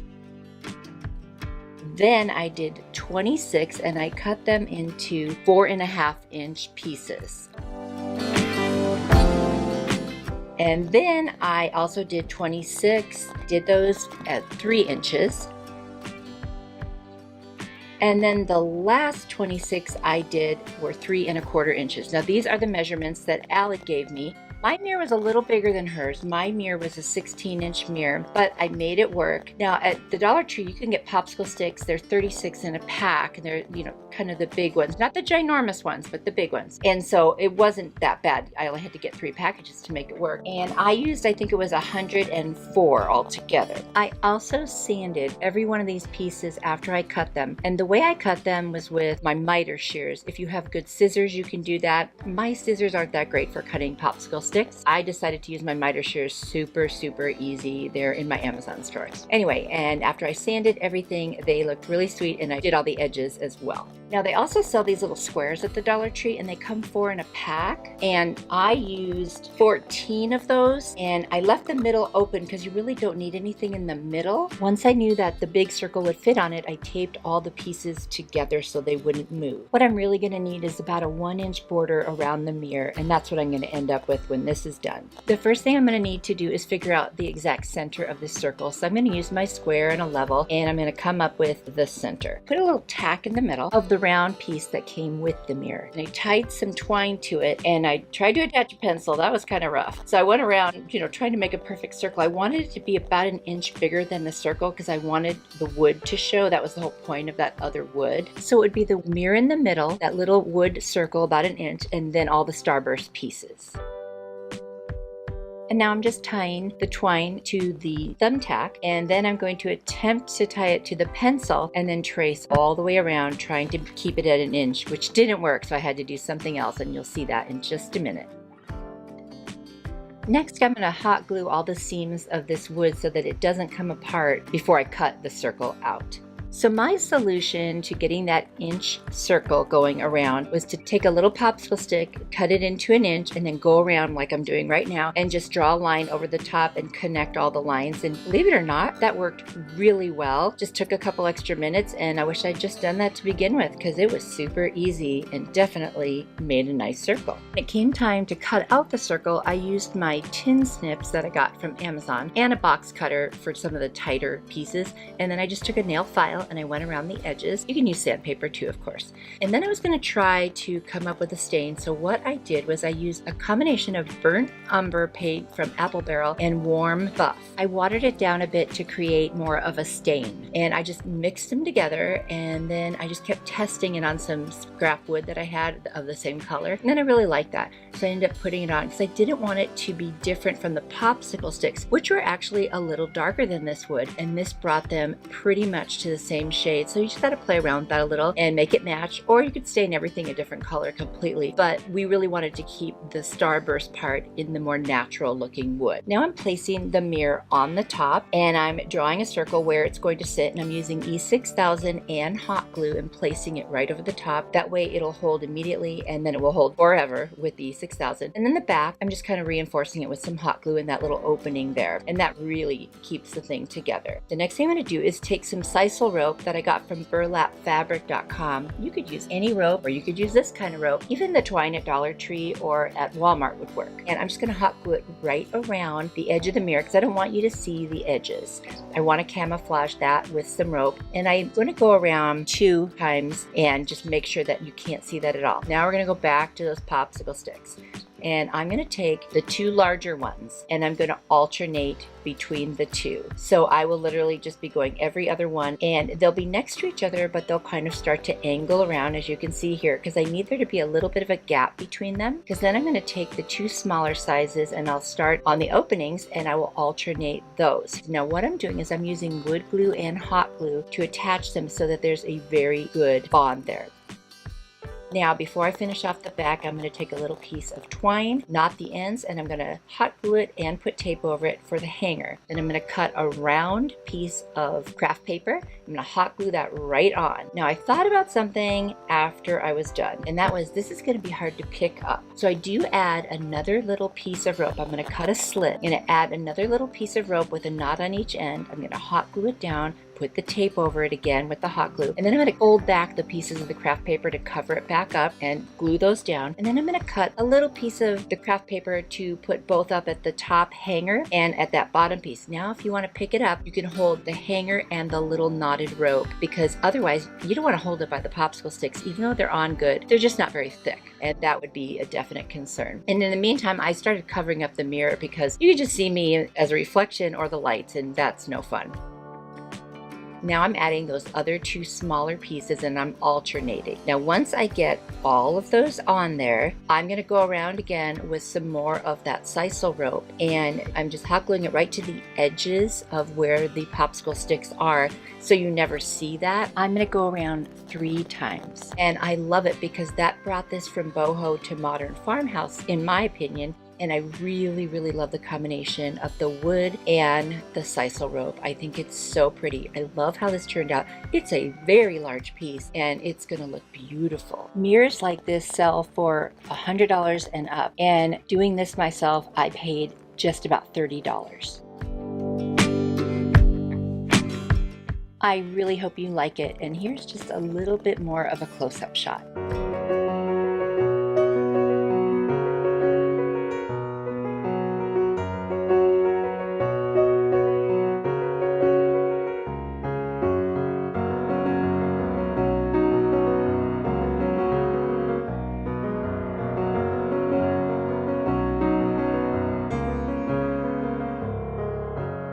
Got this cute little house shape from the Dollar Tree. I'm going to use my heat tool to get off the tags on the back and all of those flowers on the front. And I got that at Amazon. And then I sand it down, so I want to get rid of that rough spot. I'm going to use my little ladybug vacuum to get all the dust from the sanding out. I really love that thing. It comes in handy. Next, I'm going to take my Rust-Oleum linen white chalk paint and I'm going to do several coats on this entire house. I'm going to use my heat tool to dry it quickly because I'm impatient. Then I'm going to very lightly sand again with my Dollar Tree sanding sponge just to get a really nice smooth finish, because I'm going to put some rub-on transfers from the Dollar Tree on this. I'm just looking at those transfers now. It's got all the cute words in all different fonts and directions, and I'm just trying to figure out how much of it to cut. It's not like I can fit it exactly. So what I'll do is I'll fussy cut it, I will attach it, and then I'll cut out individual words and just put them on where I can fit them. So you can see there I just used my little Cricut scraper. You could use a popsicle stick, anything you want. And as you rub on it, the transfer releases onto whatever surface. And then you just slowly lift the plastic, and if you see that something isn't coming off, just rub again until it does. They're actually very easy to do. Be careful not to touch the back of it with your finger. I did by accident and a little bit came off. So then you'll see I will go in with a little black marker and just kind of touch it up. For those who don't know, I am on social media. You can find me on Pinterest, Facebook, TikTok now, and Instagram. Come on over, follow me, say hi, and if you have any pictures to send me, please do it there. All the links are in my description box below. So there I am with the marker. Now what I didn't do was let it dry enough or seal the top with a spray. I went and got my Mod Podge and started brushing over it, and the ink started to smear. Oh no, right? So I tried to dry it and then go over it again, and what I ended up having to do is go back with my white paint and do a little bit of touch up, which is, unfortunate because it took extra time. So if you're really careful, you will not have to do that. Now that that's done, I took a piece of scrapbook paper, which I just love, and I traced around the shape of the house so I could cut it out, and I'm just going to attach it to the back. I love that look with scrapbook paper because you can get so many cool patterns and pictures that you wouldn't otherwise be able to do. And I actually just used a glue stick to attach it, and I scraped with my little Cricut scraper to make sure it was on. I could have used my brayer, but this was handy. Now I took a nail file, also from the Dollar Tree. You could take some sandpaper or a sanding sponge and just go around the edges, and I only go downward because I don't want to rip the paper up, and it will separate from the edges and make a really nice clean edge. I'm going to do that all the way around. Then I'm going to take some twine from the Dollar Tree, and I'm just going to find the middle and wrap it around, and then I'm going to wrap it around again and again, and when it's all done, I'm going to make a little bow right there on the scrapbook paper side, and it's super cute. I'm going to put a little bit of greenery just that I have left over from cutting up other pics, and I'm going to hot glue that right to the center. And then I'm going to turn it over and add a little bit to the other side. And then I add this cute little white paper flower that I had right in the middle on the side with the words, just to make it look different from the other side. It's just a nice little finishing touch.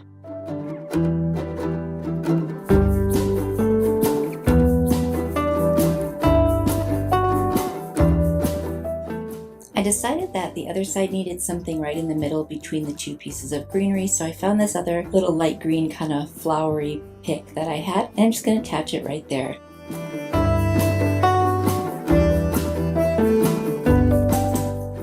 You guys, this is a very easy project, super inexpensive, almost all Dollar Tree. I hope you like it.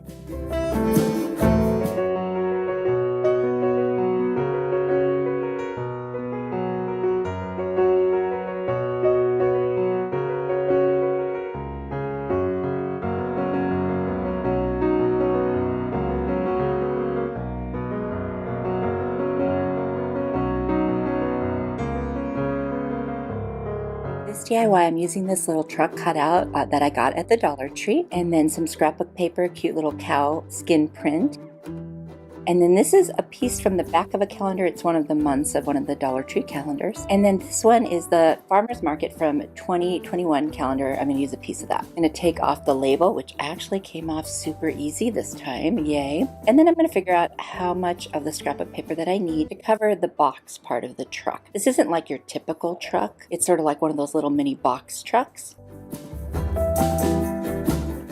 I'm just going to cut that piece out, and then I am going to use a glue stick from the Dollar Tree, and I'm going to attach that right over the box part of the truck. I want it to look like a little dairy truck.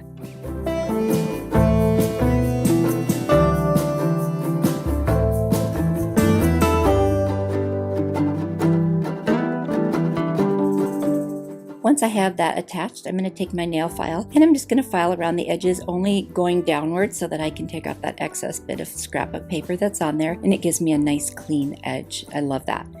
I've got a bunch of little pieces of wood, and I didn't have one that would fit the exact size of the little baby sign that I have there, so I'm going to just hot glue two of them together to make a nice little platform to put that on. And so I'm just gonna use my hot glue, put them together, and then I'm going to take my scissor blade. I'm gonna go around the edges of my little sign there and just rough it up. I love doing that. I learned that from a friend, Linda at FaithChick777's DIY and Design. I'll put her link down in the description box. She's wonderful. I'm gonna add some buffalo check ribbon to each side because this is a little bigger than my sign, and I thought that would be a super cute accent. And I'll file down the edges a little bit to make sure they're nice and clean. And then I'm going to put some hot glue around the edges of this little sign and attach it directly on to the pieces of wood. And it's so cute. It's going to just look great on my little truck.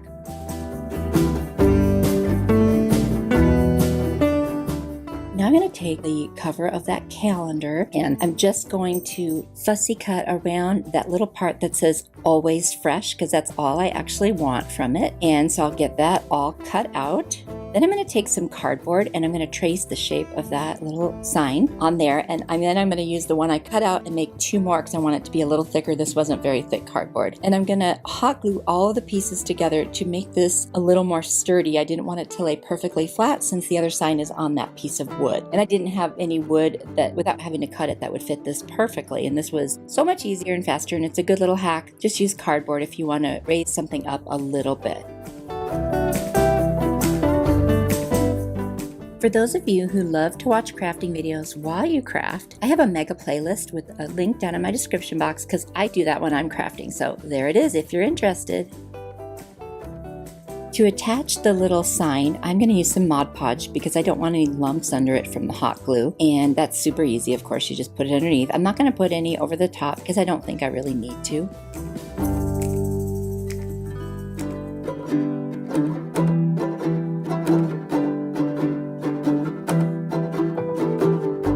Then I'm going to take my nail file and go around the edges and just kind of smooth it out. It's not wood, but I thought, what the heck, I'd try it. And then I've got this little chalk marker from the Dollar Tree, and I'm just going to kind of go around all of the edges, give it a little bit of a distressed look, but using the white instead of like a darker color because I kind of like that. It looks really cool. Now, I should have done this before I did anything with that scrapbook paper, but I don't know why I didn't. But anyway, I'm going to paint the rest of the truck with my Rust-Oleum linen white chalk paint very carefully around the part with the scrapbook paper. I'm going to take a black jot marker from the Dollar Tree. I'm going to go around the outside of the tires, and then I'm going to draw the circle apart for the tires and fill them in with that same marker. Now I'm looking at a picture of a truck online, and I'm just going to draw some lines that give this a little more dimension. You know, things that like a bumper and a door handle and so forth and so on. And then I decided to outline the whole thing because I thought that looked really cool. And so obviously that's optional, or you don't even have to draw in the truck part. I just thought it would look really neat to draw in the parts of the truck and just, you know, give it that little extra oomph.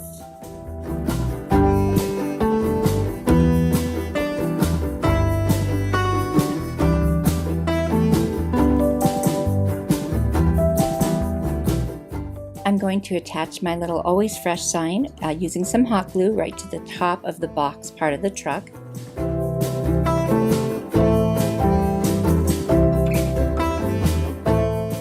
And after that's attached, I'm going to attach my little homemade sign just below it, and I think it's going to look so cute. I looked at another picture and saw that I could actually add a little more to my truck body. So that's what I'm going to do with my jot marker. I'm just going to make it look even better.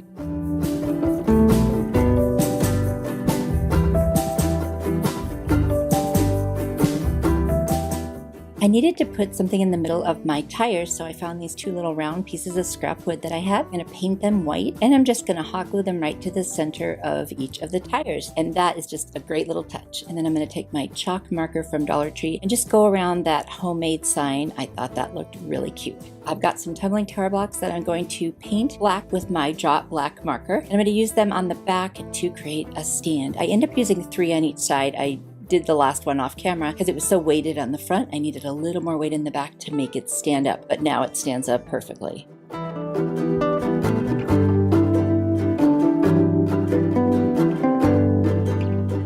Guys, I love this. I hope you like it too. So easy, so cute, and very farmhouse fun.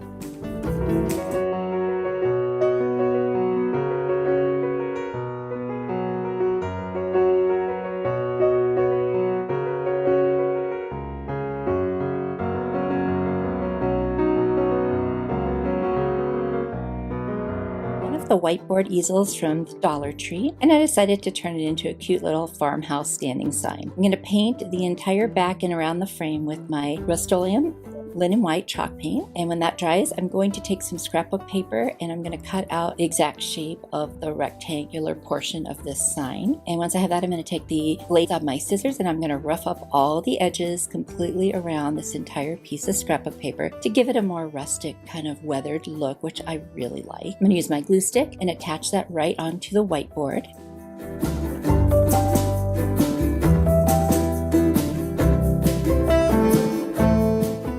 I've got 2 more pieces of scrapbook paper, different patterns, and I'm going to cut out the shapes, but I'm going to make each one about 1/4 of an inch smaller than the one that's going to be underneath it. That way you can see each piece of paper like layered.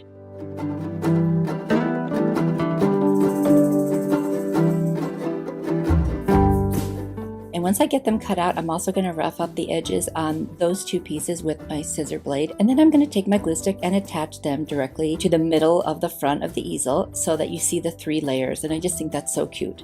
I have this little barn. It was on a piece I got from a thrift store, and I cleaned it up, and then I'm removing that back hanger. I've got this really cool staple remover that I got on Amazon that takes stuff off really easily. And I'm going to use my apple barrel. It's called Flag Red Paint. And I'm going to paint over all the red because it was just more rust looking and I wanted it to look more red.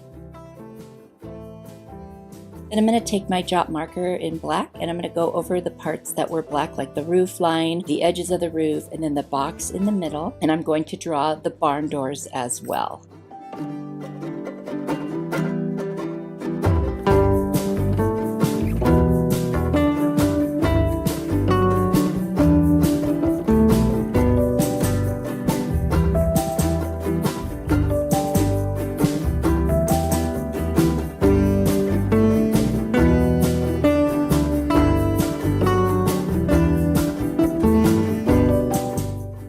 Take my chalk marker from Dollar Tree and I'm going to go around the big window in the barn and I'm going to make an X, and then I'm going to use that same white to kind of do some distressing and accents. I'm going to do lines straight down, you know, like as if it was planked wood that looked worn on the edges. And then I'll take the jot marker and go back over the black parts that I kind of covered a little bit with that and just clean that up a little bit. And I'm just loving the way this is turning out. It's just adorable, and it's going to be a cute little thing to put either on a tiered tray or sitting on a shelf or just, you know, just in the kitchen even. I think it would look really cute.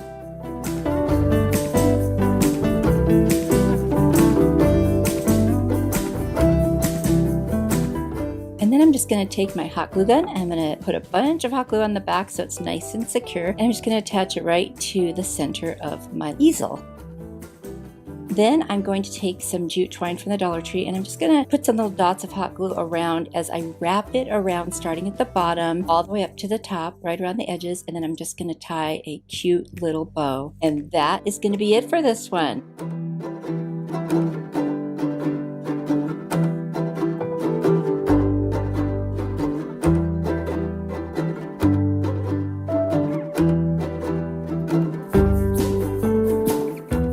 I absolutely love it. It turned out so cute.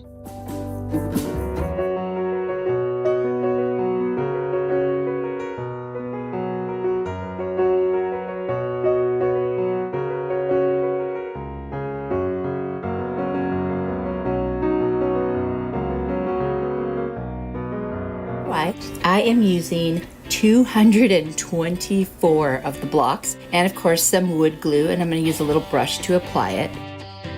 What I need to do is take groups of 3. I'm actually going to do 64 groups of 3 because I'm making a checkers / chessboard, and it's going to be 8 of these 3 pieced together across and 8 down, so that's 64. So I'm just going to glue these little sets of 3 together.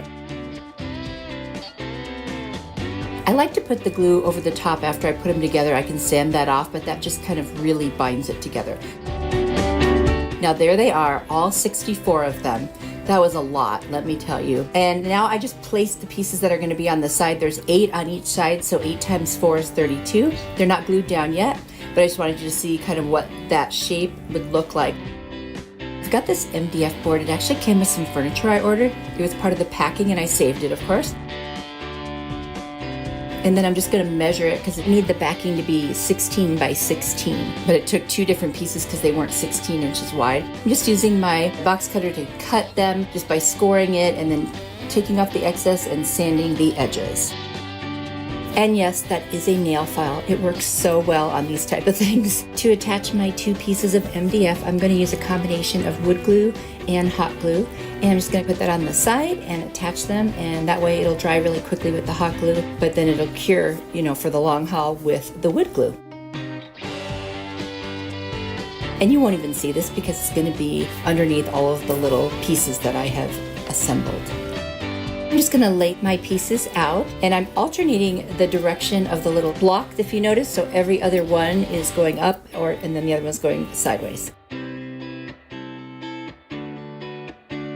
I'm gonna sand as much of the glue off as possible before I put this together.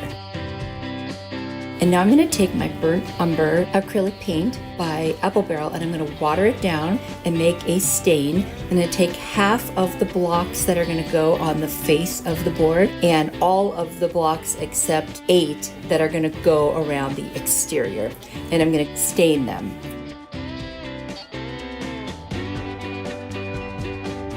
And I'll wipe away the excess. For the rest of the little squares, I'm going to use Rust-Oleum linen white chalk paint because I want this to be kind of like every other one is going to look stained and then white. There you go, just like that. Now they're not glued down, but they're just placed at the moment. Now the corners, I'm going to use natural blocks without staining them or painting them, and then everything else has either paint or stain on it. And I'm just going to glue down the whole thing. I won't make you watch the whole thing because I'll be honest with you, this took a long time. It came out so good and I love it, but it really did. You need patience to do this. I don't have patience, but somehow I did it anyway. So if I can do it, you can definitely do it.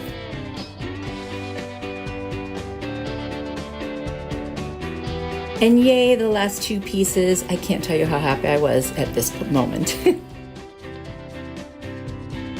And here's just a look at it, and I haven't done the back yet, but oh gosh, you guys, I absolutely am loving this. It just came out so nice. I'm gonna trim that MDF board around the edges where it hangs over a little with my utility knife, and that was pretty easy. You just score it and it comes off, and then I sanded it a little, and also those corners because I did them with kind of like beveled edges, so I just cut off those little corners. Then I took my little nail file and I just went around all of those edges on the corners so they wouldn't be super sharp. That nail file is just perfect for little things like that, so easy to handle. For the back, I don't want to leave it looking like the MDF, so I'm going to do a faux wood technique. But first I'll sand the back and make it nice and smooth.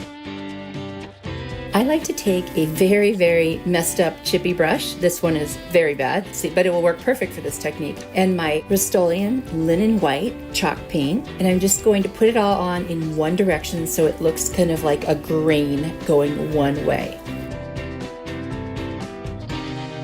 I dry that with my heat tool from Amazon so that I can move on to the next step. And I recently got this tool from Amazon, and when you roll it across, it'll make a kind of a wood grain look. So I'm gonna try it today. But first I'm gonna use my antique wax by Waverly, and I'm going to apply that in the same direction as I did the white paint, so it has that grain look. But when you do the wax over the white paint, it looks like real wood. It's amazing. And once I finish painting that, I'm going to add a little extra on the top to make it a little thicker, and then I'm gonna take that roller and just go over it, and it's giving it some really interesting lines, and I'm loving that so far.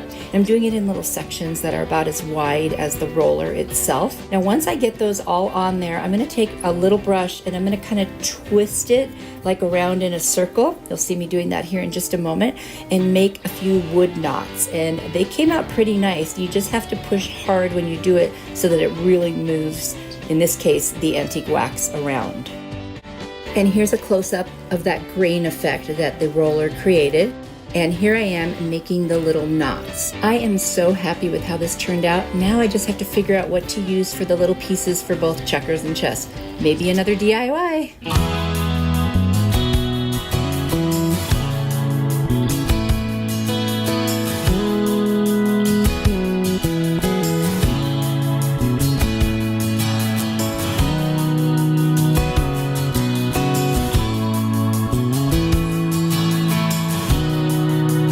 use 35 of the tumbling tower blocks, and I'm going to make a wall hanging that holds little flowers or plants. So like if you want to propagate, for example, you could use this for that. So it's functional, but it will also be decorative. Now I'm going to make 16 of these little like L shapes, so that's 32 blocks right there, and I'm just going to glue each set of 2 together, and then I'm going to glue them stacked upon each other. It's kind of like a herringbone pattern, and there it is. I love that look so much. Then I'm going to have 3 more blocks, and those will be my little shelves. I have these cute little glass containers. They're mini from the Dollar Tree, and they can be used, like I said, you could put water in them to propagate a plant, like when you cut off a little piece and you want to start growing it, or you could put faux flowers in there. I'm going to do that just for the purpose of the video. And now I'm just seeing how I'm going to do it. Put some wood filler on there. That's going to be a problem later. I'll show you. I taped in the middle where I decided I want to make it two-tone, so on the bottom I'm using the Rust-Oleum linen white chalk paint, and I'm going to put that on the edges as well up to the tape. And then I'm going to sand it a lot. I want this to be very, very distressed, and I love that look where you can just see some of the white paint, but you see a lot of the wood. That is just a really cool look to me. And I'm also going to take my nail file and sand around the edges. Now I'm going to use my stain that I make homemade, which is with the burnt umber paint from Apple Barrel, and mixed with water. Now, because I put the wood filler on there, it does not stick to that area, and I didn't sand it good enough. You see here, that looks terrible. I try like 3 times and then finally decide I'm gonna go get my sander and I'm gonna sand it way down, which I did. And then at that point, I was able to actually apply the stain. So here I am on the 3rd try, and yeah, that was it. Look at it, doesn't look good no matter what I do. So take it to the sander and bam, there we go. And now look what happens when I use it. It's completely beautiful. It looks perfect. I'm going to do those edges as well. And I decided not to wipe the excess because I love the look. I'm going to take my little nail file and I'm going to just sand off any of the excess paint or stain that got on the back so it's nice and clean. And then I'm going to use a sawtooth hanger that I have ordered on Amazon, and I'm just going to put that in the back to hang it. And I'm going to cover the whole thing with my polyacrylic protective finish. I stained the 3 little shelves, and I'm going to hot glue them directly onto the front of my little plant stand. Now I'm kind of offsetting 2 to the left and 1 to the right just to give it a staggered look. Because this won't be heavy, I didn't think it needed E6000, but you certainly can do that.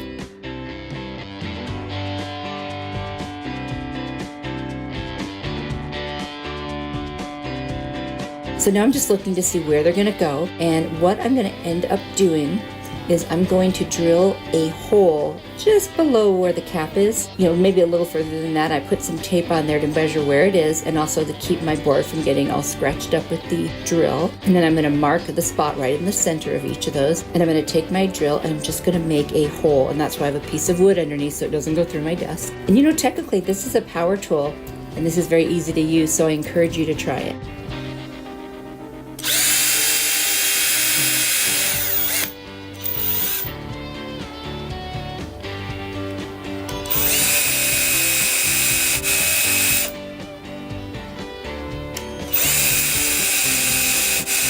Next, I'm going to take some twine. I'm going to cut 3 pieces of the same size, and then I'm going to take a little needle that I have, and I'm going to thread the twine in it. I'm going to double it up and put a knot on the end that's folded so it'll stay on the back, and I'm going to thread the 2 pieces on the other end where I have, where it's doubled up, and I'm going to put it right through the hole, pull it through, and then make sure the knot is big enough to not go through the hole.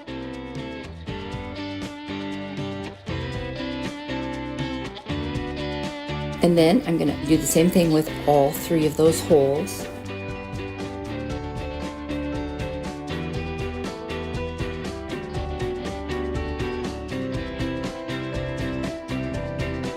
I've also got this really cute ribbon that I ordered on Amazon. I love the ticking stripes. And I'm going to measure 3 pieces, 1 for each of the little baby containers that wraps around it perfectly. I'm going to hot glue it on. I'm going to do it right about where that twine is coming out when I place it on the little shelf, and you'll see why in a second.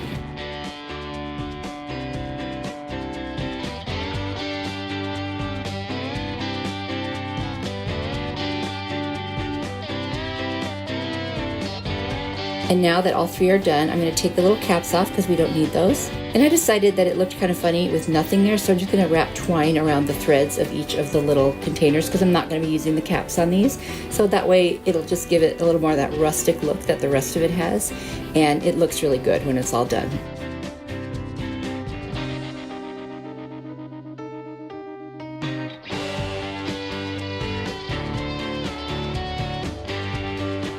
Now that I've got all 3 of those done, I am going to secure those knots on the back with a little hot glue. Now I'm going to put some hot glue right in the center of where the 2 pieces are coming out, and I'm going to set the glass container right there that holds it in place, and I'm going to tie a double knot in the front, and you see how it lines up between the two black stripes, and that's what I was hoping for. And then I'm going to trim each of those too. I did that with all three, and it just came out so cute. I love it.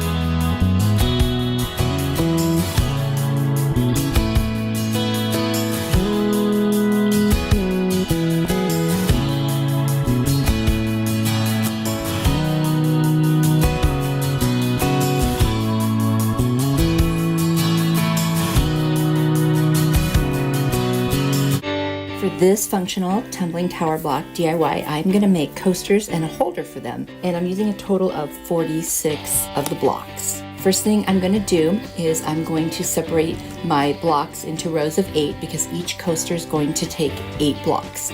You put 2 together at a time, so then you have 4 sets of 2, and then right here you're going to see how I am assembling them. And I'm using my square to make sure that everything is lined up nice and straight. And then I'm going to put glue in between all those little intersections, and I'm going to let them sit until the glue is nice and dry.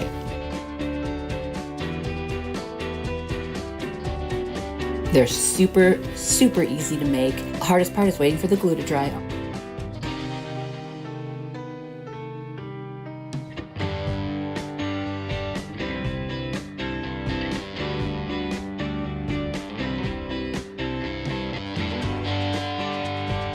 I have this adhesive cork sheet I got from the Crafter Square at Dollar Tree. I've had it in my stash for quite a while, and I'm going to cut pieces to fit on the very bottom of each coaster so that way it protects the surface they're sitting on and provides a more finished look to the back. I'm just using a utility blade to score the cork adhesive, and then I'm going to cut them with my scissors and make sure that I've got nice clean edges.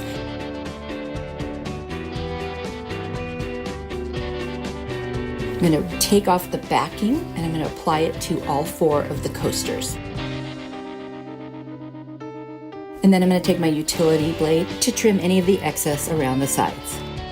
I made the holder for the coasters and somehow forgot to film it, but it takes 14 of the blocks. I glued 4 of the blocks together, and those are the ones I painted white in the center. Then I put a natural one on either side of that, and then I have 2 on the other 2 sides, 2 each. And then in each corner I have a block standing up, and I just painted the top of that white. So that's how I assembled that one. I've got these rub-on transfers from the Dollar Tree, such cute ones. I found 4 words that I liked that happened to be in the same font, and I cut those out. And poof, I rubbed them on, and there they are. And it's just easy, you just rub them until they come off onto the surface. I added some little buffalo check scrapbook paper in the center because you could see where the backside of the adhesive cork was, and I think it just adds the perfect touch. And then I put polyacrylic protective finish over all the coasters, as well as the holder. So easy. Let me know what you think.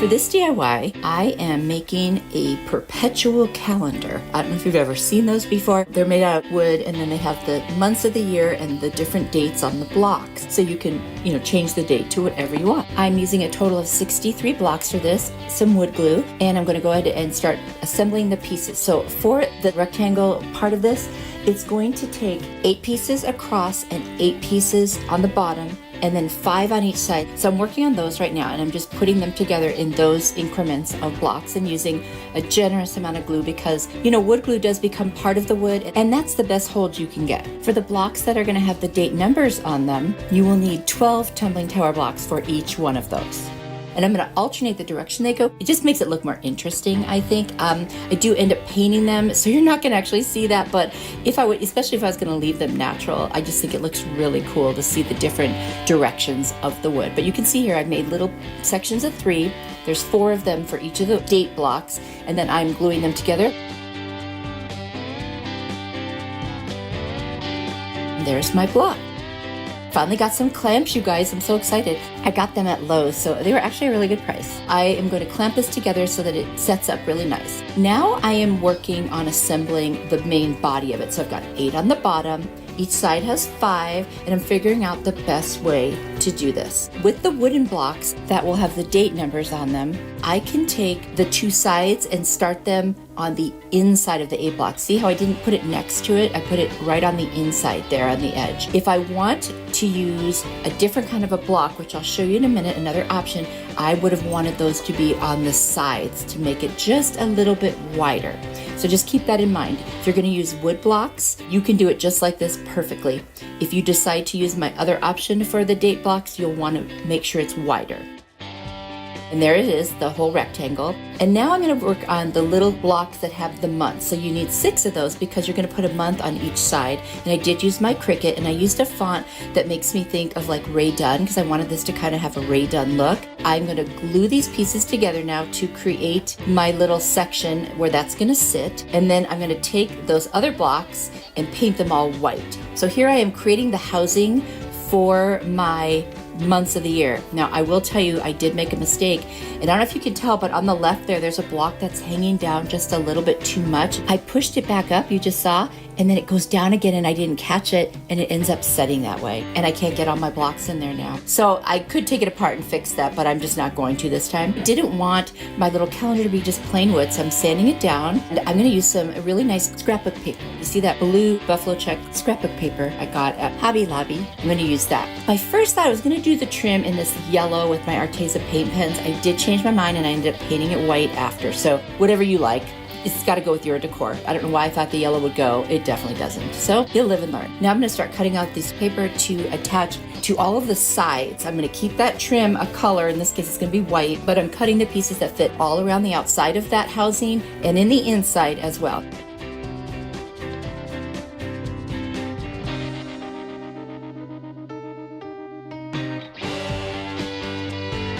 I'm going to use Mod Podge to attach the scrapbook paper. And there you see me applying it. This is to the very top. And so that's the first piece. And then I'm going to put the 2 on the side of that. And I use my little nail file to go around the edges and just sand in a downward motion to get rid of the excess. I always think that's the cleanest way. There I've done all the pieces and I've repainted the trim white. And I just think it's so cute, you guys. I love it. It's very farmhouse and it'll go with my things. Now these are the ones I'm going to use for the months. Anytime I use the blocks like this, I do sand around the edges because they do get kind of sharp. So I did that first. And I'm going to paint them in the Rust-Oleum linen white chalk paint, and I'm going to seal them with my polyacrylic protective finish. And then I'm going to, when they dry really well, I'm going to put my decals on there. This would be very easy to do even without a cutting machine because you could use stickers or handwrite it. Now I'm also going to do my polyacrylic protective finish all over. Now here's the other option. You could get these foam dice from the Dollar Tree.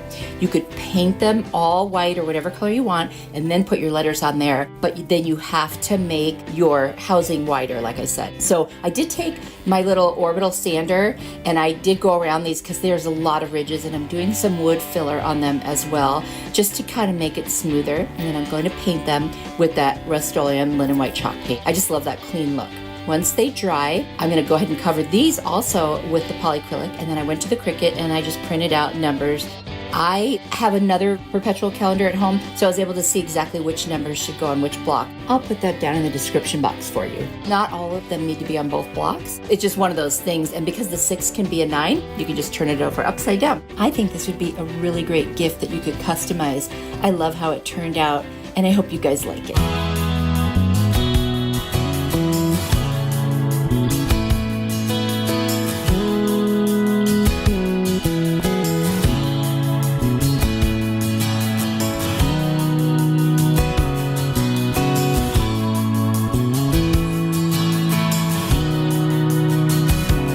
I designed this picture in Canva, and this is a Dollar Tree sign that I got from their nautical area. I'm just going to heat up that little shell and then use a spatula tool that I have and, dig under it a little bit, and it'll loosen right up and come off, which makes it really easy.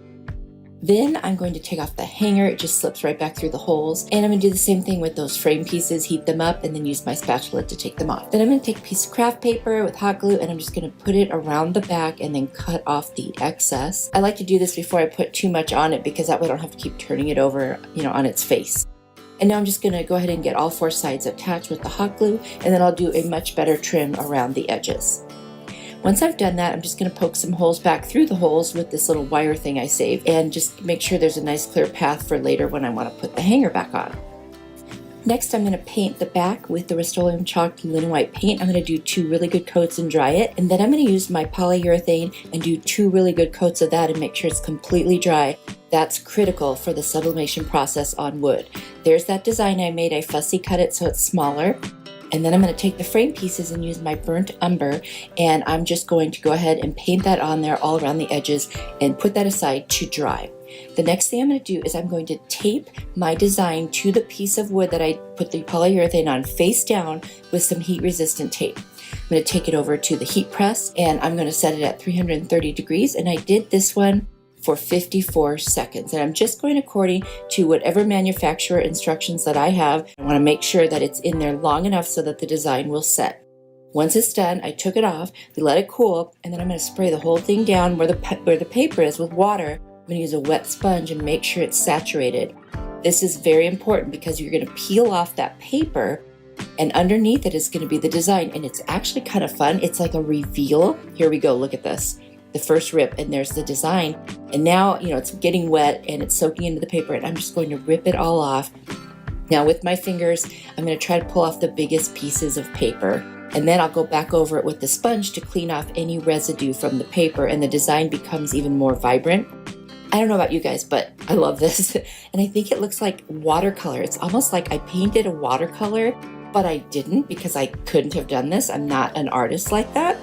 Anyway, you could create any design in a graphic arts program and then put it on sublimation paper, put it on a canvas, on a piece of wood like this that you covered with polyurethane, and look how gorgeous it is. I'm going to dry off all that water now. The design looks amazing. I'm going to use my burnt umber paint by Apple Barrel. I'm going to use a chippy brush. I'm going to spray some water with my mister right over the top of the picture, and then I'm going to just brush gently across, very much like a dry brush where you wipe most of it off and then just drag the rest across and give it a little bit of that antique look.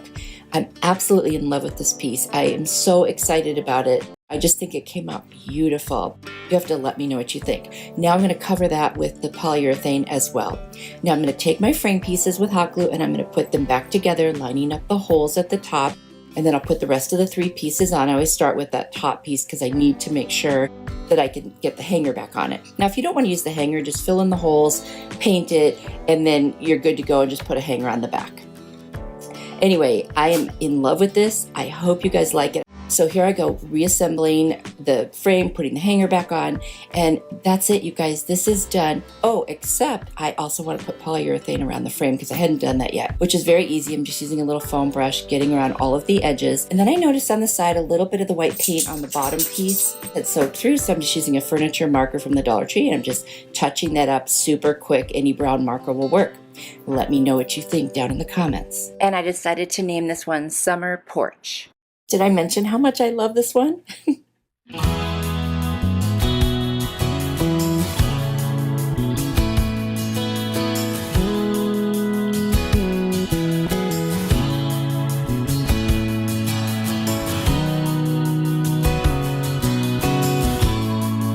For this thrift flip, I have this sign, and it's kind of old-fashioned, like the 70s or 80s maybe, and it was $3, but a really nice solid piece of wood. It already had a wire hanger on it. You cannot beat that, and some holes in the back.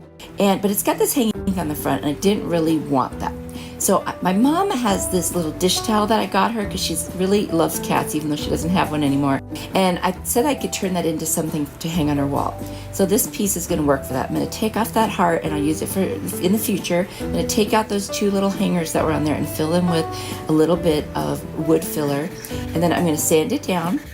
And then I realized, oh, I haven't cleaned this yet. So I got my cred cutter out and I cleaned it real quick. And once that's done, I am going to paint it with my Rust-Oleum chalked linen white paint, the whole thing front and back, because I do like to finish the back of my projects. And there it is, all nicely painted. It took 2 coats. And then I'm going to fussy cut the cat out of this picture. And I'm not even gonna worry about those whiskers because I'm gonna do something to make them come back to life. I'm gonna use my Beacon Fabric Tack glue to attach it because that's a really good glue for things like this, and it just sticks pretty quickly. You can move it around a little bit, but you know, you've only got a small amount of time, but it's not like hot glue where you have to stop immediately and not adjust it. So I just did it in sections to make sure that I could get it really nice and straight and not get any little wrinkles. And then I'm just gonna kind of burnish it and make sure it's laying down flat. And then I have this little piece of wood that was from something from Dollar Tree that I had cut off the excess. I'm gonna paint it with the white chalk paint again, just to have a background. And then I'm gonna cut out the words, "I'm a normal cat lady, you're a crazy people person," and it had a little paw on there too. So I'm just gonna use the Beacon Fabric Tack glue again and put that down. And then I'm gonna use that same glue because it works on wood as well. And then I'm gonna add a little bit of hot glue so it will stay right away and I can keep working on my project. And put that right up on top. Now I wanted to embellish this a little bit more, so I have this golden white twine that I got at Target, and I'm just going to cut out pieces that match with where the whiskers would be, and I'm only going to glue them to the part that's on the cat's face, and then I'm going to let the rest kind of be free, so it becomes like a three-dimensional thing with those whiskers, and I think it's super cute.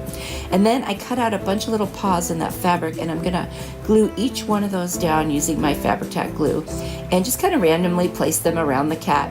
And that's it. And this one, it's really, really cute. Nice, hefty sign. And reminder, that's what it looked like first. And I love it. My mom loves it. She's already got it up in her bedroom to add to her cat collection of pictures. And she's got statues and you name it. She loves cats. She just doesn't want to have one anymore. She's had them for years. Let me know what you think of this one down in the comments. This was a really fun kind of experiment for me. So I basically thrifted these two shelves from my mom's house. She had them, but she wasn't using them, and she needed a little table to hold a smokeless grill. So I had the idea of putting them together and then putting a surface on the top that would create this little table with the shelves underneath it. And I had these two extra pieces left over from a desk that I assembled, but I didn't need those pieces. So that worked out perfectly as a nice top surface. And so what I'm going to do is clean it off, of course, with my crud cutter, like I always do. It had been sitting in her apartment for quite a while and it was very dirty and dusty. Then I'm going to take my agave chalk paint from Waverly and I'm going to paint the whole thing. Now I'm not going to do more than one coat because I want a little bit of the wood to show through. It'll save me distressing. And there it is, and you can still see some of the wood little by little, you know, around, and it's not perfect, and that's what she wanted. Then I have this scrap piece of wood I got at Lowe's for free, and I'm just going to take my square ruler and I'm going to measure, because what I need is two supports to go underneath those pieces where they come together. I'm going to take my little box miter saw and I'm just going to cut two pieces out of this that are roughly between like 11 and 11.5 inches, and there they are. And then I've got this sanding, I guess it's like a sanding block from the Dollar Tree. I'm going to sand the whole thing. And then I'm going to take the agave paint so it matches the two shelf pieces. I'm only going to do the top and then all around the edges. I won't do the bottom because that's going to be attached. And I'm going to add a clear coat of polyurethane to the surfaces that I painted. Now we'll set that aside and I'm going to take the two pieces that I'm going to use for the very top. And you can see what they look like. And I want them to be more on the white side, but I don't mind if the grain shows through. So I'm going to use my Kills All-Purpose White Primer for that, because since I'm going to do a clear coat over the top, it doesn't matter that it's a primer, and you can see through it if you don't do too heavy of a coat. And that's perfect, because she wanted it to look a little distressed. And I did a little underneath because that would show, you know, what goes around the outside of the shelves. Now to glue them together, I'm going to start with some packing tape. This is like a hack. So I'm going to put one piece of the packing tape all the way down the seam and then 4 little ones across. That holds it in place so they stay even. And then you'll see in a second here how I'm going to add the wood glue.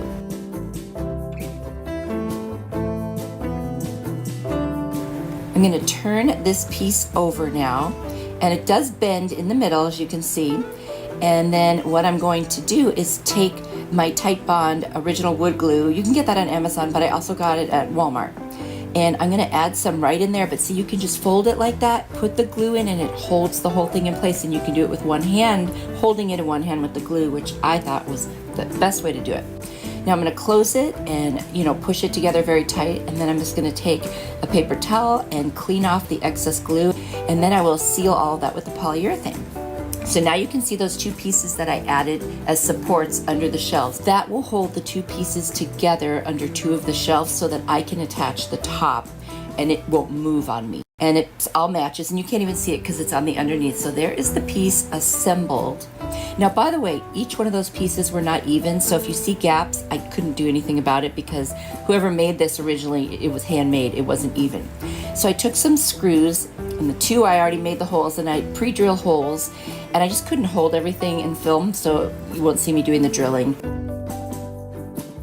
So reminder, here's what they look like before, and here's what it looks like now. Now, I just styled it outside with some decor on it to take a picture, but at her house, she's putting that smokeless grill. She loves it. It fits perfectly in her space, and it worked out great. This piece I also got, it was $3.99, and it was brand new in the box, and it was $14.99. I'm going to take my agave chalk paint from Waverly, and I'm going to paint all of those little blocks around, and I just used a blade if I got a little drop on the middle. I'm going to take my black chalkboard paint from, I got that at Dollar Tree, and I'm going to fill in with a fine art brush all those little paws, and then I'm going to take a Sharpie and I'm going to go in and fill in the indentation for the words where it says Cat's Rule. Now I'm going to take my white chalk paint from Rust-Oleum, and I'm going to paint that sign, including the stand of it, and then I'm going to take my antique wax by Waverly and go over the base of the sign so it'll look like a piece of wood. And then I'm going to use the marker again because it says no dogs allowed, but that was a little too thick for that one, so I went back in with a finer art brush to get into the deeper part of the indentations, and then I just lightly put a little bit of the white over the top, and that kind of fixed it, and now you can just read the words and you don't see all that excess. I'm going to take the pumpkin, the maze, and then a little bit of the white chalk paint I'm going to blend the cat out. So I'm going to do the whole cat in orange, and then I'm going to start adding some yellow while the orange is still wet and kind of blend it, making like a tabby looking cat. So I'm not being perfect with this at all. I'm just kind of dabbing it all around. And once I get all the orange on, I'm going to go back over while that's still wet with a little bit of the white, and that gives this cat that kind of tabby look where it would have like kind of orange, yellow, and white, and I misted it with my water just to make sure it was wet enough to move that white around because I really wasn't trying to paint it anything solid. And you can see here, it really did the trick. And I see how I just put those little lines on and then I kind of expanded them just a little bit, but I certainly did not cover this cat with the white at all. Then I go in with a green jot marker from the Dollar Tree and I make little dots for where the eyes are. And then I use a black marker to do like the whiskers and in between the little paws just to give it a little more definition. I'm really happy with how all this effort went. It was just a lot of time to just go over all the layers, but it wasn't like a big piece. So I actually thought it came out really, really cute, and I'm glad I messed with it like that. It was an experiment. I really am not a painter or an artist, but I've seen people do this and I thought, well, I could try it. So I encourage you to try new things. And what's the worst that could happen? You have to paint it over again, no big deal. But he did come out really cute. And then I'm going to take my polyurethane, I'm going to do a whole solid coat over the whole thing and just kind of seal it in because I did use marker. So there it is before and there it is after. Now I didn't put a picture in because it's for my mom and I'll let her put a picture in there. I think it turned out so cute and she loves it. In fact, she's already put a picture in there. So let me know what you guys think. I'm going to use the Enjoy the Little Things. That was a 2022 calendar. And I'm going to take all those little pieces on the back. I also have last year's calendar of this same one.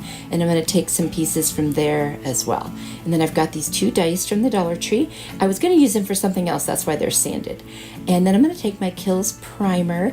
And I'm just going to go kind of around those edges in the corners because the paper is going to cover the rest of it. So there you go. Now I'm going to take my celery chalk paint by Waverly and I'm just going to paint over where I did the white. Now I cut all the pieces, or I'm going to cut all the pieces really tight with my paper cutter off screen. I just wanted you to see which ones I picked, and there are going to be 12 because there's 6 for each dice. And there I am cutting them down. Now I realize I probably need to cut off the corners, so I did that. I'm going to take some Mod Podge, put a generous amount on there, and just make sure it gets all around the edges, and I'm going to attach each piece. I'm going to mist the pieces of the calendar first just to make the paper a little more pliable. I was inspired by Courtney at Creative on the Cheap. She made these cute dice to make decisions, and I thought, what if I made some of these dice for affirmations? I'll link her video and channel down below. I'm going to rub and rub and rub, and then I'm going to add a bunch more Mod Podge on that. I just want to make sure that it lays down flat. And it does if you're patient and you just keep rubbing over it. And there they are. They're all covered now, but I feel like you can see the edges of the paper. So I'm going to take a little chalk marker from the Dollar Tree, and I'm just going to write all over those edges on both of the cubes for every one of those little pieces of the calendar paper. And I think it kind of gives it just a little more muted look on the edges, and I'm very happy with that. You can still see the little bit of the celery color in the corners, which is fine. And then I'm going to put a very heavy coat of Mod Podge all over the entire thing. I think this is so fun. If you just need a little encouragement or some affirmations, just roll the dice and it'll tell you something very positive and uplifting. This Dollar Tree calendar hack, I am going to use 8 4x6 frames from the Dollar Tree. They don't even have to be the same because I'm only going to use the glass. And then from this 2020 inspirational quotes calendar, I'm going to take 4 pictures that I really like, and I'm going to use the glass to cut out the portions of the picture that I would like. I've seen these glass tile pictures.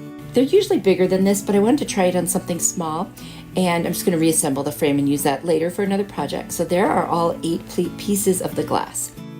Now I'm going to find the spot I want that doesn't have words on it, but it captures the essence of the picture, and I'll trace that piece of glass on there, and then I'll cut each of those out for all 4 of those pictures. And it reminds me of those nature glass tiles that people are getting that are so expensive. Now, I realize this isn't quite as high-end as that, but it was cute. And I thought if you couldn't afford the other one, this is a great idea. And if you're also not a photographer, which I am not, I could never take pictures that look like this. Anyway, I need to put something on the back so that the lines on the calendar don't show. So I found this really pretty burgundy colored scrap of paper from Walmart that I had on hand, and I'm just going to attach it, the burgundy side, against the back of the calendar page, and that way you will never see the lines. There's another little hack for you. And then I'm just going to use my little tape roller to put on the back of each of the pictures and then attach that to the front of the scrap of paper. I hope that makes sense, but you can see what I'm doing. And like I said, that keeps it from being see-through. And it's okay that the back is white. It doesn't really matter. And I'm just trimming things with my paper trimmer as I need to go. And then what I'm going to do is figure out the best way to adhere this. So I did an experiment on an extra piece of glass I had. And I tried Mod Podge, Beacon Fabric Tack Glue, Beacon Spray Adhesive, and the tape to see which shows the least. And it was the Beacon Fabric Tack Glue that showed the least. So just so you know, I wanted to try that experiment. So I'm just going to put a dot of glue, very small, on each of the corners of the very back of the picture and the paper that I put together. And then I can attach that directly to the back glass, and then I'll do the same thing on the front and put the front glass on. And I just think they're really cute. Now, if you had your own real photographs or somebody else's real photographs, it would probably look even better than a calendar page. I've got this gold and white twine, and I'm just going to make a little hanger and put some very, very sticky packing tape over that in the back. And I didn't have a chance to hang anything, but I just want to show you what they look like. I think they're super cute. And if I had thicker glass, I actually think they would even look more high-end. So just an experiment, and I'm happy with how it turned out. Let me know what you think. For this Dollar Tree calendar hack, I'm going to use this 2022 Farmhouse calendar, and that is actually the picture I'm going to use. It was one of the months. And then I've got this piece that I got from the Goodwill. I got it for $3.99, plus it was a pink tag day, so I got some 10% off. I'm going to clean it with my crud cutter, and then I'm going to cover the whole top with the plaster color paint by Waverly. I love that color. It's perfect for something rustic. It's not stark white. Then I'm going to take antique wax and this old makeup brush that I got at the Dollar Tree a long time ago that's seen better days, but it's perfect for dry brushing, where you put a little bit on your brush, wipe most of it off, and then kind of drag it across, and it gives it that old aged, weathered look, which is what I'm going for here. I'm just going to go ahead and go around the edges and make sure that those are a little bit distressed as well, and it kind of bleeds over to the front.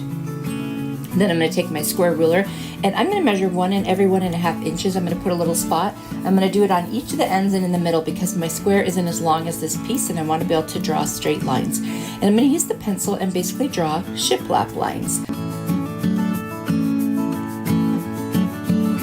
And then I'm gonna just take my finger and smudge the pencil. And if it gets too dark, you can go back in with a little, paper towel, just kind of damp, and wipe off the excess, which I do.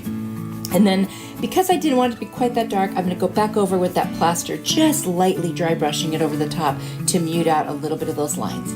I'm gonna fussy cut out the word farmhouse. See, it took a while, but it was well worth it. And I'm also gonna cut out the wreath. I am gonna go back and cut out the center of the wreath as well. I'm gonna use my Mod Podge. I'm just gonna start laying down the Mod Podge and then placing my letters over it. A couple of them broke apart, so I have to put them on individually. But this is something you can do if you don't have a cutting machine and you don't like the font on stickers, but you love the font on the calendar page. So I just thought this was so cute. I loved it.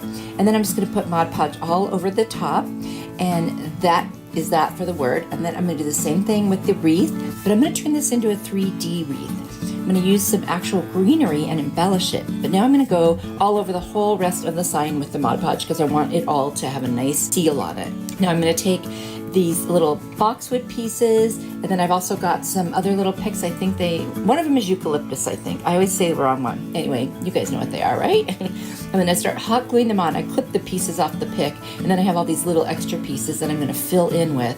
And that way you get a couple colors, and look how cute it is. I love this one. I think it turned out so cute. You have to tell me what you think. I love adding something to a flat sign and making it kind of three-dimensional. It just gives it just a little more interest, and it looks like a real wreath is on there. And yeah, of course I could have done that, but I like the way it turned out. This next hack, I'm gonna use the 2022 Thankful, Grateful, and Blessed calendar. And I'm gonna use the mason jar page. And I have a little mason jar sign that is from the Dollar Tree. So at first I was gonna just use the whole shape of the mason jar. So I cut it out, and then I stopped and thought about it. Now I need to get off all of that paper on the front. Here's a little trick or a hack. I use packing tape. Just put it over it and look at, you go all over it, and that's it. And I took off that burlap top while I was cleaning everything off. And I've got this contact paper from the Dollar Tree. It's really pretty. It's got some cool colors. So I just cut out a piece that's just slightly bigger than the mason jar. I'm gonna take a little bit, open the top up and lay it down, and then slowly pull from underneath and then rub it down as I go. That way I don't get any bubbles or wrinkles. And it's just a nice way to do it on a piece that's smaller like this. And I'm also gonna rub over the top and just make sure that it is completely burnished onto that surface of the sign. I'm gonna take my scissors and cut as much as I can pretty much off of the edges that's excess. But then I'm gonna take a nail file from the Dollar Tree, and this is my trick, in a downward motion only, go around the whole thing, and it just separates, comes right off. And there is my surface to work with. So I did cut out a smaller piece without the lid and everything on that mason jar picture from the calendar. I'm gonna use my little tape roller that I got from Amazon. It's so nice, no glue, I love this thing. I'm gonna go around all the edges, and then I'm gonna go over the inside, and it's gonna make it so fast and easy to stick this down on the top. And I just love it. So it's kind of funny because it doesn't matter now that that picture was a mason jar, because it doesn't look like one anymore, but oh well, I just liked it. It's cute. And I like what it says. It's got cute little things on it. So now I'm gluing back on that little top. So I've got these two different ribbons from the Dollar Tree, and they're so pretty. One is floral, little yellow flowers, and one is this really pretty sage green. I'm just gonna make two little awareness bows, one bigger than the other. I'm gonna put the smaller one on top, and then I'm gonna put a little pipe cleaner around the middle so it holds them in place. I was just using those little clamps to do that when I was making each one. And there they are. And then I'm gonna take these two buttons, one is black, and then one is kind of a green color. You probably can't tell, but I'm gonna glue them into the center, or onto the center with hot glue of the bows, and stack them right on there, and that looks so, so cute. And then I'm just gonna hot glue the whole thing to the bow and then onto the mason jar. And I thought this was just a cute little way to dress this up. All the colors go together. It's harder to tell on camera, but in person, that contact paper had all of these colors in it. It's so many different colors, it's hard to see. But I'm just gonna attach that right there, and then I'm gonna tack down the little tails of the ribbons, which you just saw me dovetail a second ago. And there I am, just tacking them down, and that's it. You guys, this was so easy and very, very cute. And actually, everything was Dollar Tree on this one. I'm gonna take a furniture marker and go around the edges, and that's it. I love it. I hope you guys like this one. It's so cute and fresh, and I love what it says, and it's just a nice little piece. It'll go with any decor.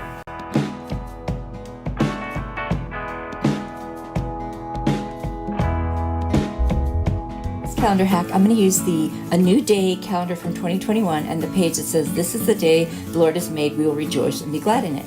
And I've got this picture frame from Goodwill. It was $2. And I'm just going to take all the packaging off it and clean it with the crud cutter. And then I'm going to take it apart. I don't need any of that stuff on the inside for this one. In fact, I'm not even going to use the glass for this side because I'm going to use some mixed media, and so there's going to be some things on it that aren't flat. So I've decided, not to do that. And I'm going to save these little pieces that were on that backing because I might want to use them in the future. In fact, those 3 little hearts I am going to use in this project, but the moments and forever pieces I will save for another project. I'm going to figure out how big I can make my signs by just using the backing of the frame and then tracing around it. And then I would just use my paper cutter and just go ahead and cut those out because I really want to make sure that I get nice straight lines. And I'll be honest, I'm not very good at cutting a straight line without a paper cutter, I've noticed. I think I am until I measure and then I'm not. I've got these little stamps that I got at a thrift store. And then I've also ordered on Amazon these little stamp pads. So anyway, I'm going to cut the little stamps out individually because it's easier to work with them. And I'm just going to randomly place some cute little things. They were spiritual themed stamps. Now, honestly, you could decorate your picture any way that you want. So I'm not going to worry too much about what my specific stamps were. I don't know if you can find these or not since I found them at a thrift store. But I know all the craft stores sell stamps and there's so many cute ones. But I'm going to do something weird. I've got this pot holder that I got at Pop Shelf when I was visiting Jackie from Blessed Beyond Measure when I was in Tennessee. I'll put her channel down in the description. You should check her out. I am just going to use it. I love the little honeycomb shapes on it. So I'm just going to start putting it around the edges. And I'm going to do silver around like the bottom. And then I'll start doing gold over the top. And I'm going to use those little gold hearts on the bottom there. And I'm going to put some more stamps on because I started thinking I wanted this to just be really kind of busy and fun. And I've honestly never done this before, so I might have gone overboard. Maybe not. I don't know. You tell me. I like it. So I guess that's what matters, right? But there it is. I did all over and I wanted you to see a little close up. So now I'm hot gluing those little hearts on. This is one of those things, just use your imagination and put whatever you have on there and just have fun with it. This is a creative type of thing. And then I'm going to go over the letters in black where I might have stamped over them in a different color. And I just love how this turned out, and I framed it, and that's it. You guys, this turned out so cute. I can't believe that pot holder did such a good job with stamping. Sometimes you just got to look for things that aren't what you expect and then use those. I hope you like it. I found these houses at Goodwill. They're originally from Target for $5 and I got them for $4. And then I've got this Dollar Tree fabric from the Crafter's Square. And I am going to cut out the front of both of the houses with the fabric and I'm going to attach it and I'm just going to dress them up. I'm going to use my Beacon Fabric Tack glue to glue the house right onto the fabric. I'm just going to pick the area that I want to use and then I'll trim around the edges with my scissors. Super easy. I'll do the same thing with both of them. Now that I've got the houses trimmed, I'm going to use an X-Acto knife and go in and cut out where the little windows are. I'm going to use some of that Beacon Fabric Tack glue to put in there to kind of set down the edges. I'm just going to put a stick in there and help that along. Then I've got this piece of a basket that I took apart from the Goodwill, and I'm just going to cut it into little pieces to make a roof line for the taller house. I'm going to use my miter shears from Amazon to cut that out. Super easy.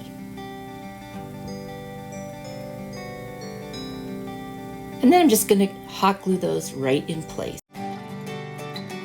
This is a really easy way to dress up some wooden houses that you could either find at the Dollar Tree, the Target, Dollar Spot, or anywhere by adding some fabric and a little roof line. And I'm going to use my furniture marker and walnut to go ahead and make that roof line consistently the same color. I'm going to do the same thing on the other house, but with a wider piece. I'm going to take some of this pitberry garland from Hobby Lobby and make a little teeny wreath. I'm going to hot glue it to the front of the shorter house. And I just think that is super cute. And then I've got this like greenery from IKEA. I just cut off teeny pieces. I'm just going to put them around that wreath to make it look like, an actual wreath, not just pitberries. Then I'm going to make a little chain using my Dollar Tree twine, and I'm going to fold that into a circle, make sure it will fit nicely at the top of the taller house, and I'll make a knot, and then I will hot glue that, and that'll become my little wreath for that house. Remember making those little bracelet chains when you were younger? Oh my gosh, they were so cute and so fun. So I'm going to attach that, and then I'm going to take one little piece of that same greenery and put it on there just to kind of add a little more interest. And I think these are adorable, and I can't wait to put them on my tiered tray.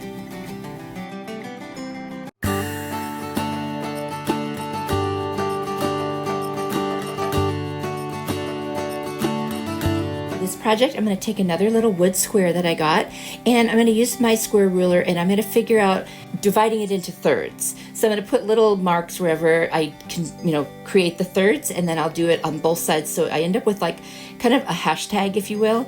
And what I'm doing is I looked online for barn quilts, and I found a pattern of one I really liked, and that's what I'm drawing. I'm drawing a barn quilt. Now, I don't know the name of it. I forgot to look for that, but it's okay. It doesn't even matter. I'm going to use my little wood burning kit. I haven't used it before, but I decided to do it today. I don't think I really needed to in the long run, but I wanted to try it out, so I did, and there is my little barn quilt. Now I'm going to take several different pieces of the Dollar Tree fabric. I'm going to trace using where I did the wood burner so I can, have the grooves to get into. I'm going to cut little pieces, and I am going to glue them on with my Beacon Fabric Tack glue, all of the little pieces, and I'm gonna make a barn quilt on this little piece of wood. I don't know where I got this idea, but I just thought of it actually, and I just think it is so super cute, and it fits the rustic theme. Now, you couldn't see where I did the wood burner as much, so I took the furniture marker in walnut and I just kind of tapped along the lines, and because it's fabric, it kind of bled a little and it looked really cool. So I just went ahead and I did that at every possible intersection on this quilt square, and then I did the back as well. And then I took a little scrap piece of wood that I had and I cut it down, and I'm going to cover that also in that furniture marker, and I'm going to sand around the edges, and then I'm going to hot glue right down the middle, and that'll become the stand. Super easy, so cute, very rustic. What do you think?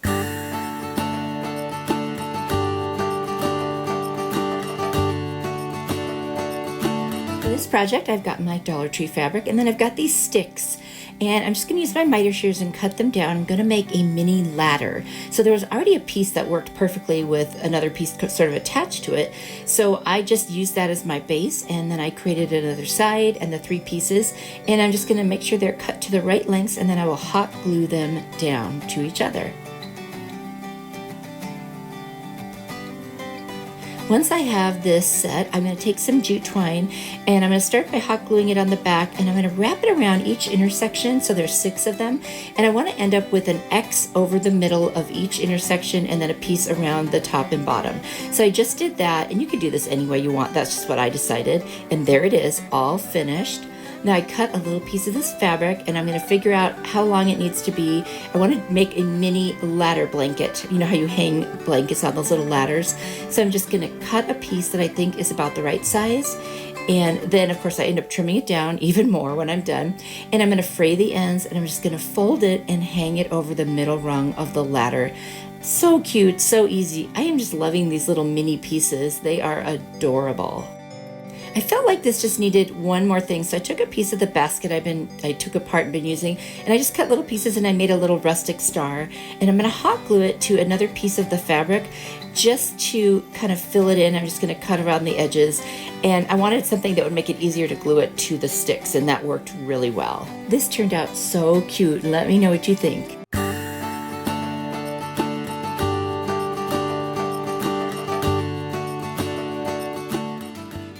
Thanks for watching. Click the video on the screen for more inspiration. And remember, you are a blessing to me. See you next time. Bye.